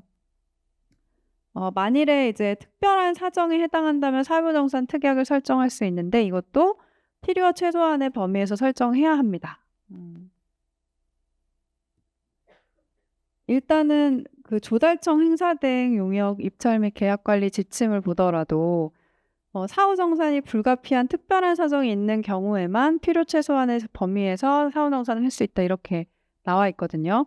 이 계약관리 지침을 보면 항공, 식음료, 기념품 등 행사 참가자가 변동하여 실제로 지급하지 않아도 되는 금액이 발생하는 경우에는 예외적으로 사후정산을 할 수 있도록 되어 있습니다. 이 지침에는 예외적으로, 그러니까 한마디로 총액 확정 계약이라도 예외적으로 실제로 지급하지 않아도 되는 금액이 발생하는 경우에는 할 수 있다라는 거죠. 그런데 이 경우에 만일에 100명을 우리가 초청했는데 20명이 안 온다는 거예요. 그러면 사후정산을 100명 기준으로 싹 다 해야 되냐? 그건 아닙니다. 그거는 필요 최소한의 조건에 반하기 때문에 그 20명에 대해서만 미지급된 부분만 돌려주면 된다라는 거죠. 아예 그 100명의 참석 인원의 모든 증빙 자료를 제출해라 라는 발주기관의 요구가 있다면 그거는 굉장히 부당한 거고요. 필요 최소한의 조건으로 이제 미지급된 부분만 우리가 반환하는 것으로 이 지침에 따르면 그렇게 할 수도 있겠습니다. 다만 말씀드린 것처럼 원칙은 변경 계약을 당연히 체결을 하셔야 되고요. 혹은 변경 계약 체결 이전에 최초의 계약에서 이 사후정산에 대한 내용이 반드시 있어야 합니다. 내용이 있어야 합니다. 그래서 이렇게 예외적으로 사후정산이 가능하다라는 부분을 이해하시면 좋을 것 같고요. 근데 이제 이 조달청 지침에도 단서가 붙어 있잖아요. 항공 등등등 금액이 발생하는 경우 사후정산을 할 수가 있는데 단 최소 인원 보장 조건 등 계약 조건에 따라 수요기관이 이미 지급한 비용을 환불을 받을 수 없는 경우에는 정산 대상에서 제외한다. 그러니까 인원에 우리가 맞춰가지고 다 이제 지급이 나갔는데 환불 받을 수가 없는 거예요. 호텔 비용이나 이런 것들을. 그럴 경우에는 PCO가 고스란히 손해를 감수해야 되잖아요. 너무나 부당합니다. 이런 경우에는 정산 대상에서 제외합니다. 이렇게 공정하게 그래도 지침에서 기재를 하고 있습니다. 두 번째 케이스도 유사한 그런 케이스인데요.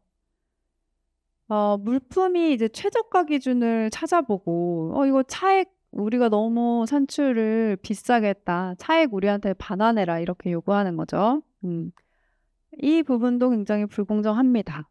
이런 특정 비목의 단가가 적정한가, 단가가 적정하고 합리적인가 이러한 검토는 최초 계약을 체결하는 과정에서 충분히 논의가 돼야 되고 금액에 반영이 돼야 되는 거거든요. 계약 체결 과정에서 완료되어야 합니다. 이 특별한 사정에 따른 사후 정산은 특히 미구매된 부분에 대한 정산을 의미합니다. 미구매된 거. 그러니까 구매한 어떤 물품이 비싸다. 그러니까 우리가 차액을 가지고 올 권리가 있다. 이렇게 주장하는 것에 대한 근거가 아니라 아예 뭐 미구매된 거, 뭐 인력이 좀 오기로 했던 인력이 일부가 못 오게 됨으로써 우리가 호텔 방수를 아예 줄여서 미구매한다. 그런 것들은 사후정산의 대상이 될 수 있지만 이미 구매한 것들에 대한 어떤 단가가 좀 약간 잘못됐다 이러면서 차액을 정산을 요구하는 거는 법적인 근거가 없습니다. 그렇기 때문에 이것에는 응할 수 없고요. 응해서도 안 되고요. 그리고 국가계약법 법령에 관한 조달청의 해석 기준에서도 어떤 일부 비목이나 품목의 과다 계상 또는 누락으로 계약 금액을 조정할 수 없는 것으로 해석을 하고 있어요. 그러니까 과다 계상이 되더라도 이거 뭐 계약 금액을 조정할 수 없다라고 해석을 유권 해석하고 있다는 거죠. 근데 만일에 뭐 과다 계상이 산출이 엄청난 그러니까 이 행사에 엄청나게 중요한 어떤 대부분의 뭐 볼륨을 차지하는 비용인데 이것을 우리가 허위로 과대하게 했다라고 하면 그건 당연히 문제가 되겠죠. 근데 그게 아니라 합리적이고 시장에서도 인정되는 그런 비용으로 하는 거다라고 하면 이거를 그렇게 마치 마이크로 매니징 하듯이 차익을 달라라는 요구는 그냥 거절하시면 될 것 같습니다. 네, 세 번째 사례로 계약 체결 후에 항공비가 증가하는 거. 물가 변동으로 비용이 20% 이상 인상되었는데 PCO에게 비용 부담을 전가하는 사례. 당연히 있을 수 있고 이번 코로나 때도 제가 직접 진행했던 사건도 있고 그건 이제 PCO는 아니었는데 동일한 이제 이제 대행사였어요. 근데 그런 경우도 있고 PCO 중에서도 있었고 코로나 때 이런 사건들이 굉장히 많았습니다. 아까 말씀드린 것처럼 그 총액 확정 계약은 사후정산을 시행하지 않는 것이 원칙이나 특별한 사정이 있는 경우에 필요 최소한으로 가능하다라고 했잖아요. 근데 만일에 이제 물가 변동이 있음에도 불구하고 뭔가 그런 비용의 부담을 PCO가 다 부담해야 된다라는 그런 것을 이제 그렇게 해석되는 조항이 계약서에 있다. 그러니까 발주기관이 어떤 계약 조항을 내밀면서 "이렇기 때문에 너네가 비용을 다 부담해야 된다."라고 하면 그건 굉장히 부당합니다. 그건 부당한 특약으로서 무효가 될 수 있어요, 그 계약 조항이. 그 근거가 이제 국가계약법 제5조 3항에 있거든요. "계약 상대자의 계약상 이익을 부당하게 제한하는 특약 또는 조건을 정해서는 아니 된다. 부당한 특약 등은 무효로 한다."라고 해서 무효가 될 가능성도 있습니다. 그러니까 항공권이 너무나도 인상을 해서 PCO가 아무런 이익을 이 행사를 통해서 가져갈 수 없는 구조다라고 하면 소송을 제기해서 그 비용을 오는 그런 조치도 당연히 가능하고 법원에서도 이제 합리적인 수준의 어떤 그 판결을 내리지 않을까 싶어요. 이 물가 변동으로 인한 어떤 계약 대금 조정은 사실 계약서 체결 이후에 계약 이행 과정에서 국가계약법상 그리고 용역계약 일반 그 조건상 물가 변동을 조정할 수 있는 물가 변동으로 인한 계약 금액을 조정할 수 있는 절차가 있습니다. 그 절차를 따라야지 되는 거거든요. 사실은 국가계약법의 절차를. 근데 만일에 그 절차를 따르지 않고 그냥 무작정 한다라고 하면 문제를 삼을 수 있죠. 근데 이제 문제는 이 사후정사는 발주 기관에 의해서 예산 감액 목적으로 시행되는 것이 현실이거든요. 아까 말씀드린 것처럼 뭐 해외 연사가 안 왔는데 이제 "미지급된 부분 우리 사후정산으로 달라." 뭐 이렇게, 그러니까 우리가 바 지급한 금액을 달라, 혹은 잔금을 일부 깎아서 주겠다. 이런 게 이제 그 예산 감액 목적으로 쓰이는 경우가 많고, 예산 증액 상황이 발생하면 어떻게 해야 하냐면, 일단 발주 기관에 당해 사업 예산 범위내 지급 여력을 확인하고 이것을 계약 조건을 조정해서 PCO에게 지급해야 한다라고 용역계약 일반 조건에는 나와 있거든요. 그러니까 발주 기관에 당해 사업 예산 범위 내 지급 여력을 확인하는 것이 첫 번째. 근데 우리 PCO가 확인하진 않고 뭐 조달청이나 뭐 이제 확인을 하겠죠. 담당 공무원이 확인하겠죠. 그래서 예산을 이제 확인해서 남아 있을 경우 PCO에게 당연히 지급을 해야 되는 거고, 만일에 발주 기관에 예산이 없는 때에는 업무량을 조정하도록 되어 있어요. 업무량을 조정하도록. 그니까 이제 그 행사가 막 임박했는데 항공권이 너무 많이 나와 가지고 예산이 다 이렇게 막 소진되는 상황에서 업무량을 조정할 수 있어야지 사실 법에는 맞다는 거죠. 계약 일반 조건에는. 근데 이게 좀 현실적이지 않지 않나요? 제가 이 강의를 준비하면서 이게 좀 '현실적인 조건이 아니구나.' 왜냐하면 현실에서는 발주 기관들이 행사 마치고 나서 정산하는 과정에서 하는 경우도 있고, 행사 뭐 1 주일, 2 주일 전에 임박해 가지고 뭐 "비용 너네가 부담해라." 하는 경우도 또 있고. 근데 그럴 경우에는 PCO가 이 행사를 완주를 해야 하나. 완주하면 우리는 몇 억의 손해를 떠안아야 되는데 어떻게 해야 되나, 이런 고민을 많이 하거든요. 근데 이러한 국가계약법의 조항은 강행 규정이 아니에요. 강행 규정이라고 하는 거면 반드시 이 절차를 따라야 된다 이런 건데, 그런 게 아니거든요. 그니까 뭐 물가 변동으로 인한 국가계약법상의 뭐 계약대금 조정 절차를 거치고 뭐 이렇게 하지 않고 계약 이행을 완주를 해서 우리가 몇 억의 손해를 봤다라고 하면, 그것은 일반적인 그 손해배상 법리에 따라서 청구를 할 수 있어요, 발주 기관에.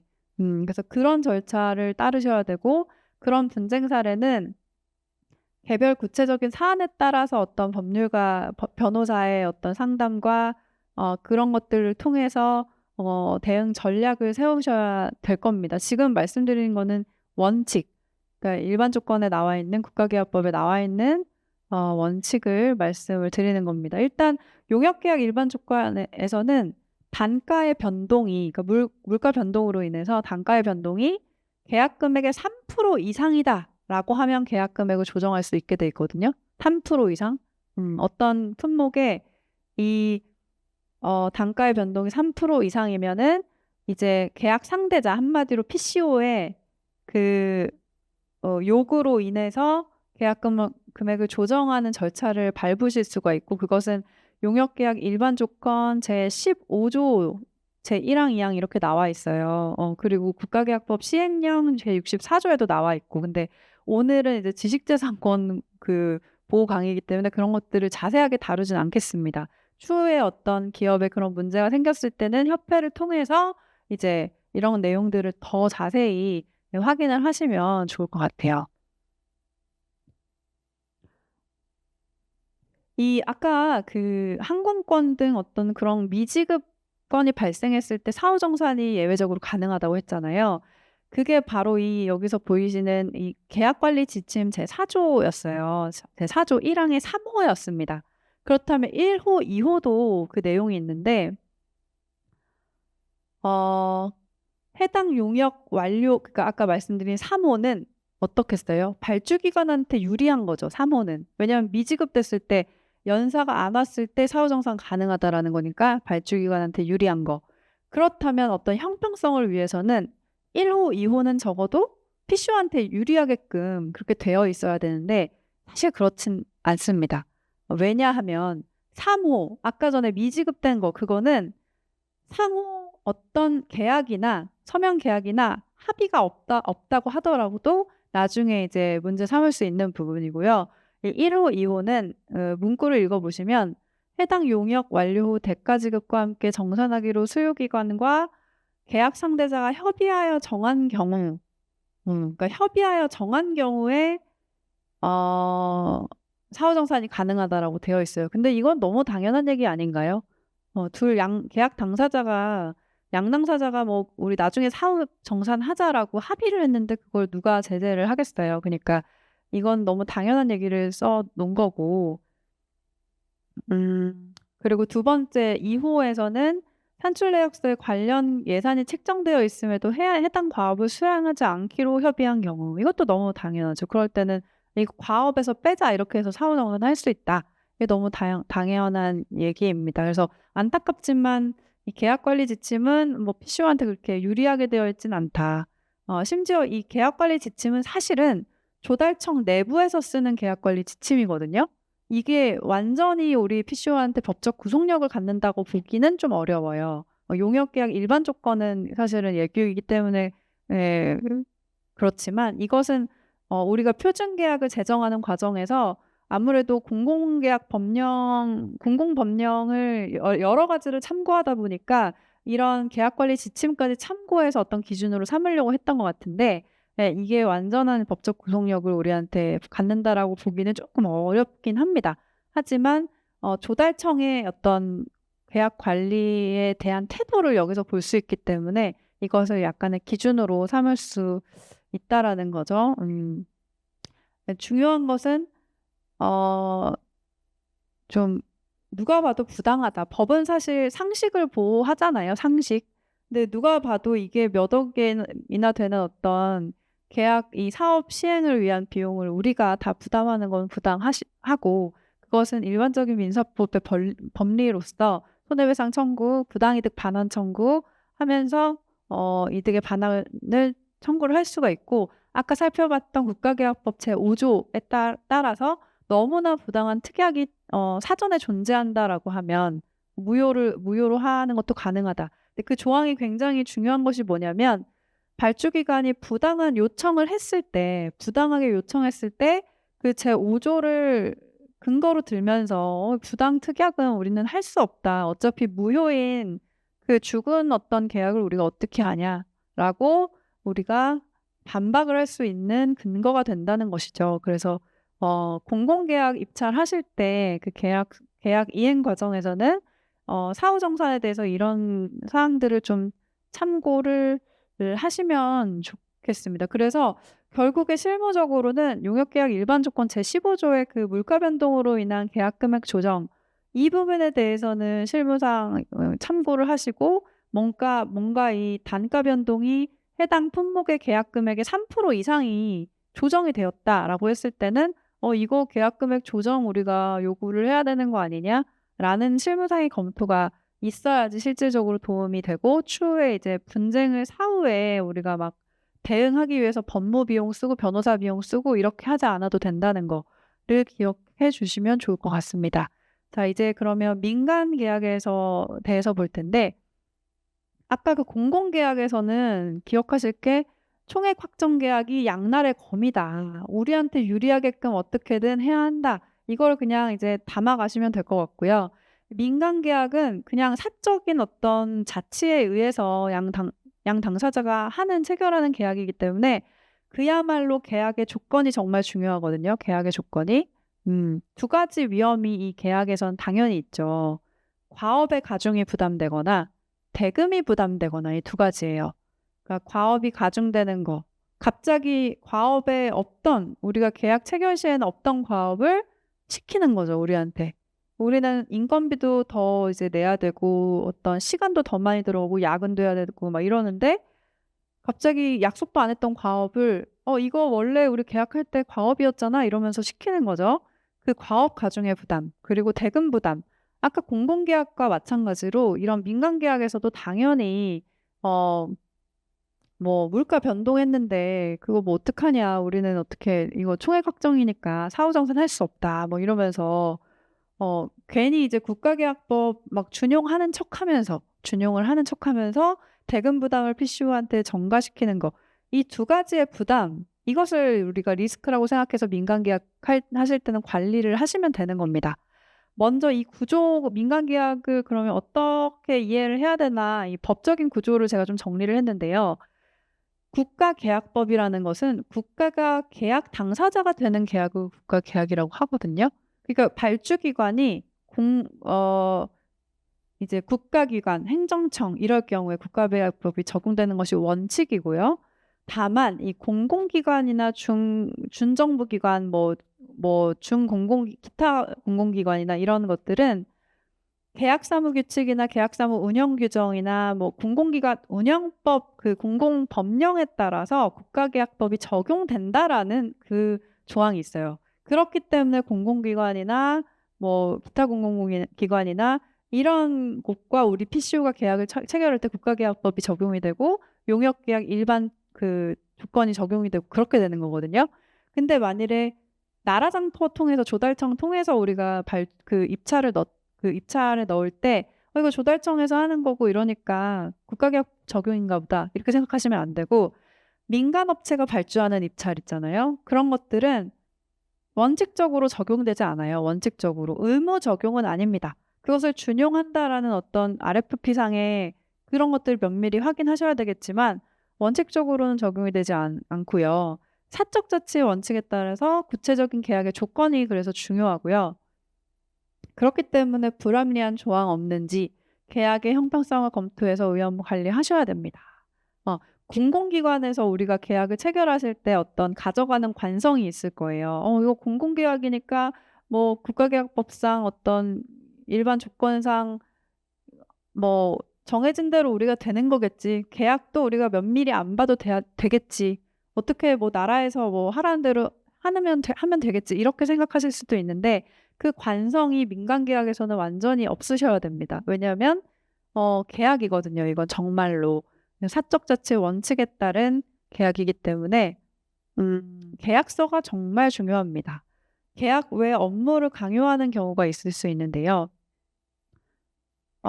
이런 경우 많을 것 같아요. 홍보 영상을 갑자기 제작해달라, SNS 피드백 수집을 해달라 이런 자잘한 업무들. 명확한 계약 근거 없이 무상 노동을 유도하거나 비용 부담을 전가하는 경우 이럴 경우 이런 것들을 예상해서 계약서의 업무 범위의 한계를 명확히 기재를 해야 합니다. 당연히 이제 업무 범위에 대해서 명확하게 당연히 기재를 아마 하실 거라고 저는 믿고 있어요. 근데 그것에 더해서 이런 조항이 하나가 더 있으면 도움이 되겠죠. 본 계약에서 정한 과업 이외의 추가 업무는 수행하지 않으며 가업 외에 요구사항이 발생할 경우 양 당사자는 그 업무의 필요성, 범위, 대가 등에 대해서 서면 합의 후에 별도의 변경 계약을 체결한다. 이렇게 넣으시면 되고요. 이게 조금 너무 까다로운 문장인 것 같아 하면 그냥 부드럽게 이걸 다 수정해서 쓰셔도 됩니다. 예를 들어 과업 이외에 추가 업무 요청이 있을 시에는 서면으로 합의하여 진행한다라는 아주 단순한 조항. 그것만 하나 있더라도 우리가 근거를 들면서 이거 추가 과업인 것 같은데요. 이러면서 얘기를 할 수 있다라는 거예요. 그래서 첫 번째는 대상이 되는 원래 우리 계약에서 대상이 되는 과업을 정확하게 정의하고 명시하는 거. 그리고 두 번째는 그 과업을 제외한 추가 과업에 대해서는 무조건 서면으로 우리가 합의하자. 그렇게 하는 조항을 넣는다면 도움이 될 것 같습니다. 근데 이제 계약 이행 중에 만일에 그게 너무 빈번해. 만일에 추가 과업을 시키는 게 빈번하다 하면 변경 계약을 요구할 수 있어요. 변경 계약이라고 하면 되게 번거롭게 느껴지잖아요. 계약 변경하는 거. 그럴 필요 없고 우리 그럼 그냥 부속 합의서 하나 작성할까요? 이렇게 해도 똑같습니다. 그 계약서의 명칭이 합의서든 약정이든 아니면 변경 계약이든 다 똑같은 법적인 효력이 있어요. 그래서 우리 부속해서 합의서 하나 작성하죠. 아니면 부속 계약서 작성하죠. 이렇게 할 수 있어요. 근데 이제 이런 것들을 이메일로 서면 증빙을 다 남겨두시는 게 좋겠죠. 그래서 대가 협의하고 이걸 서면으로 우리 약정서 체결합시다라는 요청을 하실 수 있으면 좋겠습니다. 근데 만일에 이 추가 과업 이행 요구들이 너무나 빈번하고 과다하다. 그런 경우가 많더라고요. 제가 얘기를 들어보니까 좀 시달리시는 분들이 특히 이제 전연차 직원분들이 너무 시달리시는 것 같아요.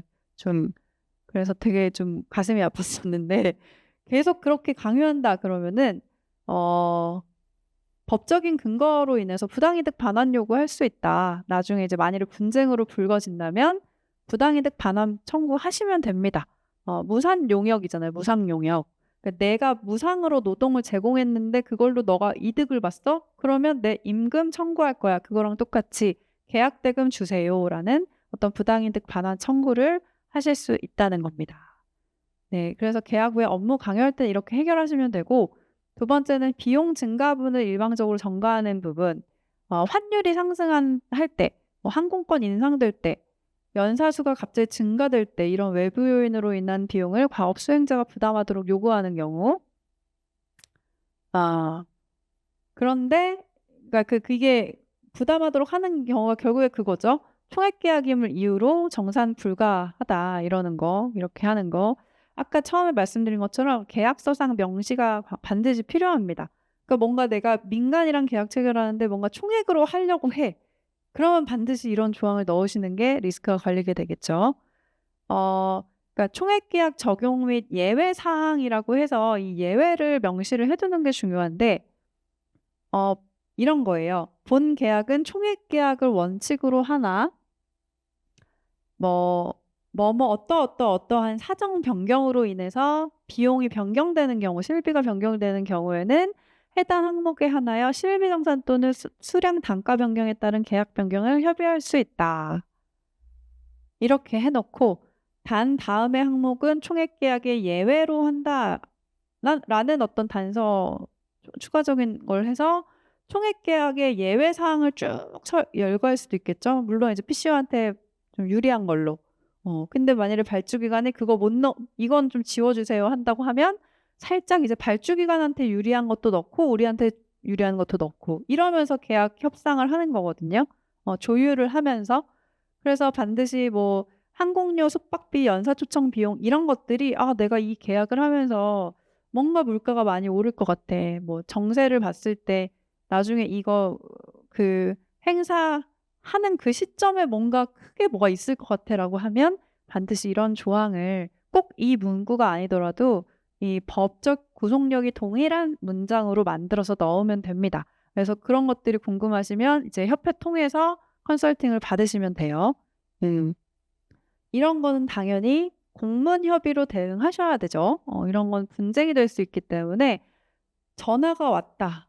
발주기관 무슨 이사든 담당자든 전화가 왔어요. 그럼 대충 들으시고 "이메일로 주세요." 하시는 거죠. 근데 그것도 조차 말씀하기 불편하다고 하면 내가 대화 내용을 정리해서 이메일을 보내는 게 좋겠죠. 분쟁 상황에서는 그 전화로 하지 마시고 전화로 하실 거면 다 녹음을 해 놓으시고 아니면 이메일로 해야 된다는 거고요. 비용 증가분의 일방적인 전가는 굉장히 예 엄청나게 PCO에게 곤욕스러운 일이기 때문에 특히나 녹취라든가 뭐 공문 대응이라든가 이런 증거가 될 수 있는 대응으로 하는 것이 좋을 것 같습니다. 근데 이제 그렇게 했는데 죽어도 돈을 안 줘요. 그러면은 어떤 회사 같은 경우에는 계약을 해지하는 경우도 있었어요. 계약을 해지하는 경우도 있었고 이제 계약 해지하고 다른 업체가 그 행사를 받아서 하는 경우도 작년에 있었습니다. 그런 건이 두 건을 봤어요. 두 건을 봤어요, 제가 다루는 건을. 작년에 그런 건이 정말 많았다는 건데 한 건은 특히 이제 외국에서 엄청나게 참석자들이 오는 그런 행사여 가지고 더 어려웠던 것 같아요. 근데 만일에 저희 고객사가 계약 해지를 못하고 끝까지 그 행사를 완주한 거예요. 근데 완주했는데 엄청나게 뭐 돈을 몇 억을 더 쓰고 받을 잔금은 그거에 뭐 한 진짜 뭐 한 뭐 60-70% 밖에 안 된다. 나머지는 내가 다 부담을 해야 된다. 어 그럴 경우엔 당연히 뭐 부당이득 반환 청구, 손해배상 청구 당연히 민사상 청구를 해야 되겠죠. 만일에 계약 하지 않고 그렇게 했을 경우에는 어 그렇게 해야 됩니다. 그래서 제가 다뤘던 PCO는 아니었는데 제가 다뤘던 한 건 같은 경우에는 막 그 국내에서 막 올림픽도 열고 그 해당 그 행사 관련된 올림픽도 열고 뭐 그런 행사였는데 결국에는 이제 되게 단순하게 합의로 마무리를 했어요. 합의로. 그쪽에서 다 비용을 주겠다. 나 처음엔 절대 안 준다고 하죠. 근데 이제 민사 소송 소장 들어가고 그러다 보면 이제 '아 변호사 비용 어떡하지?'부터 시작해 가지고 그리고 이제 이제 상대 그 기관 같은 경우에는 약간 그 중간에 그 요직에 계신 분의 어떤 비위 사실도 껴있고 막 이래 가지고 그래서 합의가 잘 된 것 같아요. 그런 합의도 전략적으로 합의를 하셔야 되는데 그렇게 해서 바로 강하게 대응하셔야지 음 우리가 쓴 비용을 받아낼 수 있다. 민간 계약 같은 경우에 그렇게 생각하시면 될 것 같습니다. 세 번째 케이스는요.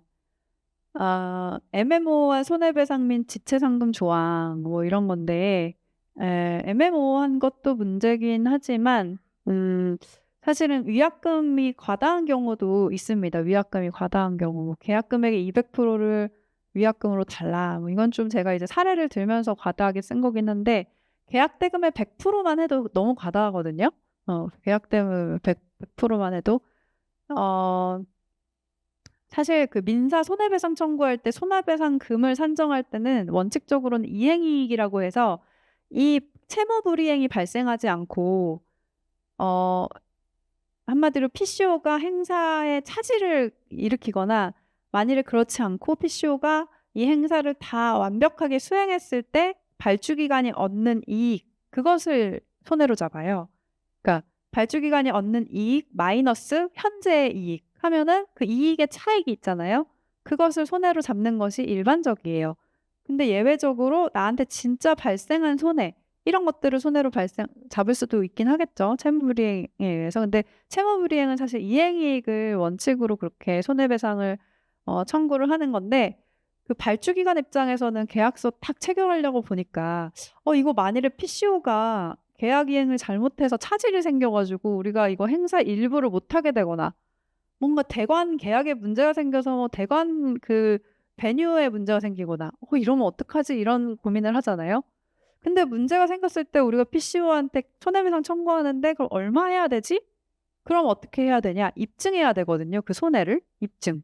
이행이익을 입증해야 되는데 입증이 너무 번거롭고 변호사도 판사도 입증하기 어렵습니다. 판사도 보고서 이거 얼마로 해야 되지?' 이렇게 고민하게 돼요. 그렇기 때문에 그 입증의 부담을 덜기 위해서 발주기관 측은 손해배상액을 예정해 두는 거거든요. 그 위약금은 민법상 정의가 손해배상액의 예정이에요. 그래서 우리가 그 손해가 발생했다라는 사실만 입증하면 예를 들어 행사를 일부 못 했습니다. 어떤 이벤트를 못 했습니다.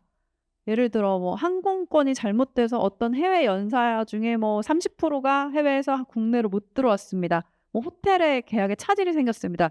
이 손해 발생 사실만 입증하면 손해배상 금액은 우리가 입증을 할 필요가 없는 거예요, 이렇게 되면. 그럼 계약 금액의 200%를 우리가 위약금으로 줘야 되는 상황이 발생하니까 굉장히 이거는 부담이 크죠, 비용 부담이. 이럴 경우에는 정말 무조건 위약금을 감액하거나 가장 좋은 건 삭제하는 겁니다. 그래서 처음에는 협상하실 때 "이거 위약금 삭제해 주세요. 위약금 조항 부당합니다." 물론 이렇게까지 강하게 하실 수는 없겠지만 "이거 저희 자문 변호사님하고 상담했는데 검토 받았는데 이거 위약금 조항은 조금 너무 부담이 커서 계약 체결하기가 어려울 것 같은데 이거 삭제해 주시면 안 되나요?" 이렇게 얘기를 해 보는 거죠, 담당자한테. 네. 근데 이런 거 뭐 전화로 하셔도 되고 만나서 하셔도 돼요. 이거는 뭐 증거로 쓸 건 아니니까. 그렇게 해도 안 된다. 우리 뭐 법무팀에서 이거 위약금 무조건 있어야 되고 뭐 그런답니다. 아마 담당자가 그럴 거예요. 그러면 최대한 감액하는 거죠. 계약 금액의 뭐 10% 까지. 예, 계약 금액의 10% 까지 최대한 감액한다라고 생각하시면 되고요. 그리고 지금 이 위약금 발생의 그 사유를 지금 제가 이제 계약 내용에 쓴 이 예시는 PCO의 과실로 인해서 차질이 발생할 경우라고 되어 있어요. 근데 이 과실이라는 건요. 뭐만 해도 다 갖다 붙일 수 있어요, 과실은. 그냥 뭐 진짜 날씨가 안 좋았다? 그거 뭐 비가 와서 못 했다. 뭐가 안 좋았다? 그거는 너네가 대비를 했어야지. 대비를 해서 했어야지. 다 그렇게 되고 뭐 제3자가 와서 어떤 행사에 차질이 생겼다, 제3자로 인해서. 그 제3자가 어떻게 그런 사고를 낼 것을 너희가 예상하지 못했나? 그것도 너의 과실이지. 싹 다 갖다 붙일 수 있거든요. 불가항력적인 부분이라고 하더라도. 그렇기 때문에 과실보다는 사실은 고의나 중대한 과실이라고 표현하는 게 맞습니다. 그러니까 고의는 사실은 좀 이거는 뭐 발족기관이 받아들이긴 어렵고, 중대한 과실 정도로 해서 위약금 약정을 하시는 게 좋고, 나머지 뭐 과실 정도면 위약금 약정이 아니라 발주기관이 명백하게 입증한 그런 손해만 우리가 받아들이겠다. 위약금 정도, 위약금 너희가 청구하려면 중대한 과실을 입증해라. 중대한 과실을 입증해라. 이런 정도로 계약 조항을 우리한테 유리하게끔 수정을 할 수 있으면 좋습니다. 근데 그렇게 하지 않다고 하더라도 만일에 위약금, 이게 지금 강의 들으시면서 우리가 올해 초에 계약했던 게 위약금 조항이 있었는데, 그리고 위약금이 되게 과다했는데, 되게 걱정이다, 이렇게 생각하실 수도 있어요. 근데 이 손해배상액의 예정은 법원이 감액할 수 있는 대상이 돼요. 그래서 관행상 우리 산업을 생각했을 때, 이게 위약금이 너무 과다하다. 그 과다하다라는 기준이 뭐냐면 실제 발생한 손해에 비해서 과다할 때. 실제 발생된 손해는 별로 없어요. 만일에 발주기관에 너네가 재산적으로 무슨 손해를 얻었는데, 뭐 이런 우리가 이렇게 알아보니 PCO들이 이렇게 알아보니까 재산적 손해가 별로 없어. 근데 막 위약금이 2억이야. 그러면 그 사실을 법원에 입증하면서 법원으로부터 손해배상금의 예정액을 아예 감액해달라는 청구를 우리가 할 수 있거든요. 그래서 이제 위약금이 부당하게 과다할 경우에 감액 대상이 된다. 이런 정도만 알아두시면 좋을 것 같습니다. 네. 그래서 여기까지가 제가 이 마지막 민간계약 부분은 오늘 오전에 막 추가를 해가지고 급하게 이렇게 강의를 하는데 제일 또랑또랑하게 들어주시는 것 같아요. 그래서 역시 IP는 중요한 게 아니구나. 이런 생각이 들었고, 사실 IP 지식재산이 PCO 사업에 있어서 굉장히 많은 부분 차지해요. 그렇기 때문에 한 5년 정도 후에는 이제 똘망똘망한 눈빛으로 IP 강의도 많이 들어주시고 그러면 좋을 것 같습니다. 네. 그러면 이제 질의응답을 간단하게 지금 한 10분 정도만 하고 강의를 마치도록 할게요. 네.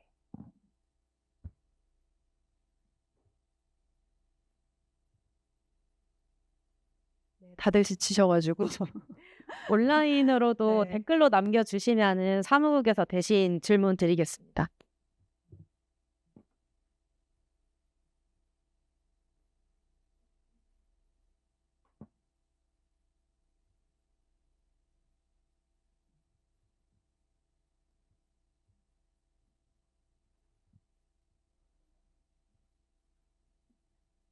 유익한 강의 감사드립니다. 네.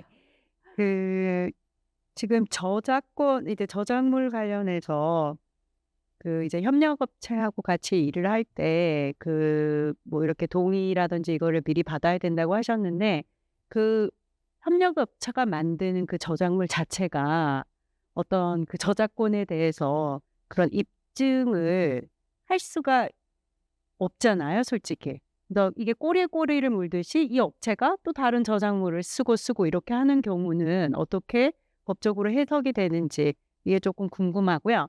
그다음에 예를 들어서 이제 저작권을 이야기할 때 저희가 만약에 예를 들어서 이 행사장을 제가 사진을 찍어서 여기에서 제가 어떤 디자인을 유출을 했을 때 이런 행사장에 대한 아니면 건물에 대한 이런 초상권은 어떻게 되는 건지, 해석이 되는 건지 그 부분이 궁금합니다. 네. 협력업체하고 계약, 예를 들어서 디자이너라고 해볼게요.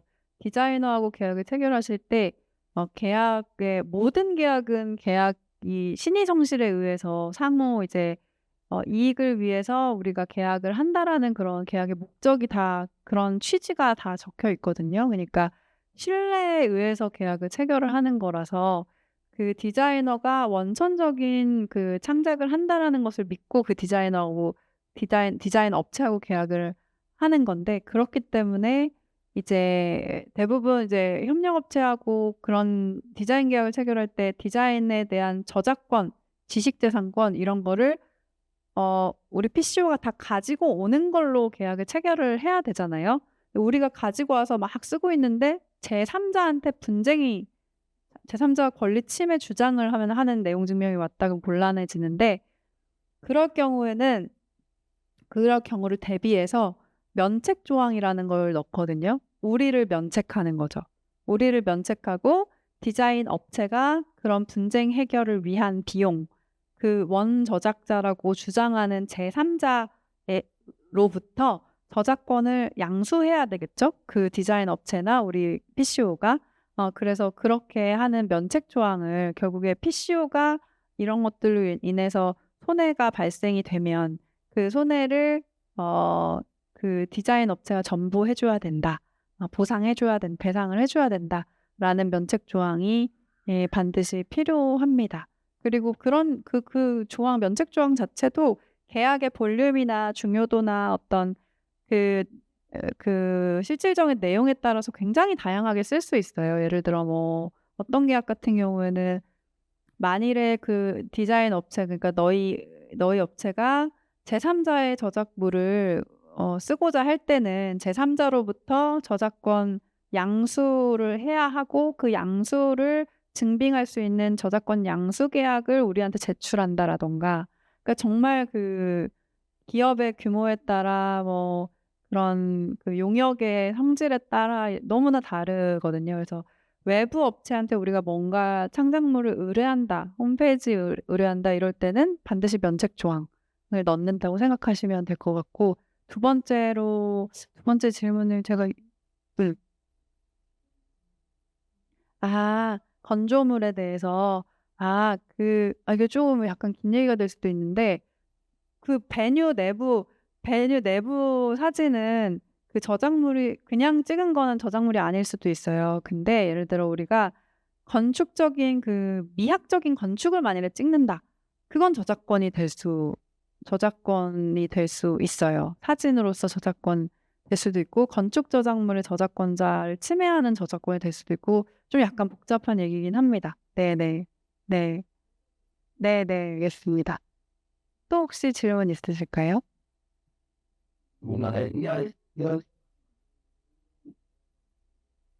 AI는요, 제가 이제 작년에도 뭐 AI 관련해서 뭐 문체부 세미나도 하고 막 그랬는데, 아직 기준이 없다고 보시면 돼요. AI 저작권에 대해서는 기준이 근거 법령이 막 마련이 되어 있거나 하지는 않아요.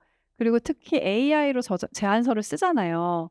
근데 제안서를 제출하면서 이거 AI로 썼습니다라고 하지 않죠. 그렇잖아요. 그래서 제3자가 보기에는 그냥 그 해당 PCO의 저작물이라고 보이는 거죠. 사실 외관이. 그렇잖아요. 근데 이제 해외 같은 경우에는 AI로 어떤 생성물을 만들었을 때 AI로 만든 생성물이다라는 걸 표기하는 어떤 법을 추진하고 있고, 그 법이 이미 제정이 된 나라도 있고 이렇거든요. 근데 우리나라는 그런 기준이 전혀 없잖아요. 그래서 제가 만일에 그림 작가인데 뭐 챗GPT한테 그림을 그려달라고 해서 그걸로 이제 전시를 걸면서 제가 원천적으로 아이패드에서 그렸습니다라고 해도 아무도 모르잖아요. 그쵸? 그러니까 그런 아직 기준이 마련이 되어 있지 않기 때문에 뭐 이 저작물을 뭐 누구 것이다라고 말하기가 좀 어려운 것 같습니다. 네, 지금은 그런 좀 카오스적인 상황이라고 이해를 하시면 될 것 같습니다. 네.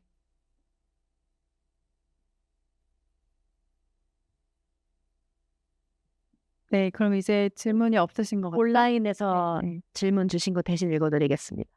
신규 행사 수주를 했을 때 조직위원회가 타 PCO와 진행했던 행사의 결과 보고서를 전달해 주시는 경우가 간혹 있습니다. 이 경우 어떻게 대응해야 할지 궁금합니다. 저작권에 대한 문제가 될 수 있다고 말씀드려도 될지가 궁금합니다. 일단은 뭐 사실 실무적으로 그 결과 보고서를 제가 만약에 그 PCO 담당자인데 다른 PCO의 결과 보고서를 열람했어요. 뭐 보낸 걸 질문하신 걸 보니까 이메일로 받았을 건데, 이메일 PDF 자료를 제가 이렇게 막 열람을 한 거죠. 근데 그게 뭐 문제가 되진 않을 거예요, 실무상 제 생각에는. 근데 혹시 모르기 때문에 그 발주기관에 혹시 이 권리를 확보하셨는지 이메일상으로 권리 확보 여부에 대해서 묻고 "권리에 아무런 문제가 없다고 저희는 인지하고 이거 열람하겠습니다."라는 메시지는 남겨 두시는 것이 회신을 할 때 그 정도의 회신은 하시는 것이 아무래도 그 발주기관의 그 저작물 제안서나 결과 보고서에 대한 IP 인식을 좀 바꾸는 데도 도움이 되고 그런 조금 자그마한 이런 이제 시도들이 관행을 바꾸는 거거든요. 그렇기 때문에 결과 보고서 저희가 열람해도 아무런 권리상의 침해가 발생하지 않는 것으로 이해하고 "열람하겠습니다."라는 정도의 문구는 남겨 두시는 것이 좋을 것 같습니다. 네.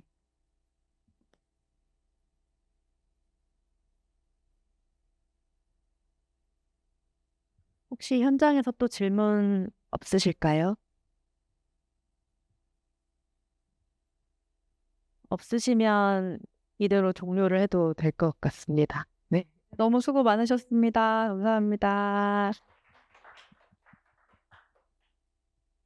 네, 그 PCO 저작권 관련된 부분도 있지만 저희가 최근에 좀 법적인 이슈가 발생한 부분이 있어서 좀 급하게 변호사님께 이런 사례 부분들을 다뤄달라고 요청을 드렸거든요. 되게 꼼꼼히 답변을 주신 것 같아서 다시 한번 박수 부탁드리겠습니다.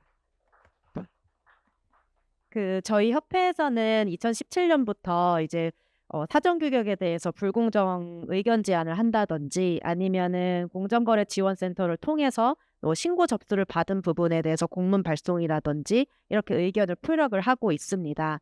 요런 결과물들을 저희가 설명회라든지 컨설팅이나 교육 이런 거를 통해서 어떻게 대응해야 되실지를 설명을 드리고 있고요. 앞서서 그 변호사님께서 말씀 주신 것처럼 공문 발송이라든지 이런 의견을 표력하실 때 사실 그 기업 개개별로는 좀 하기 어려운 부분도 있는데 이런 부분 협회로 요청 주시면은 협회가 대응을 할 수 있기 때문에 적극적으로 이런 부분을 활용하셨으면 좋겠고요.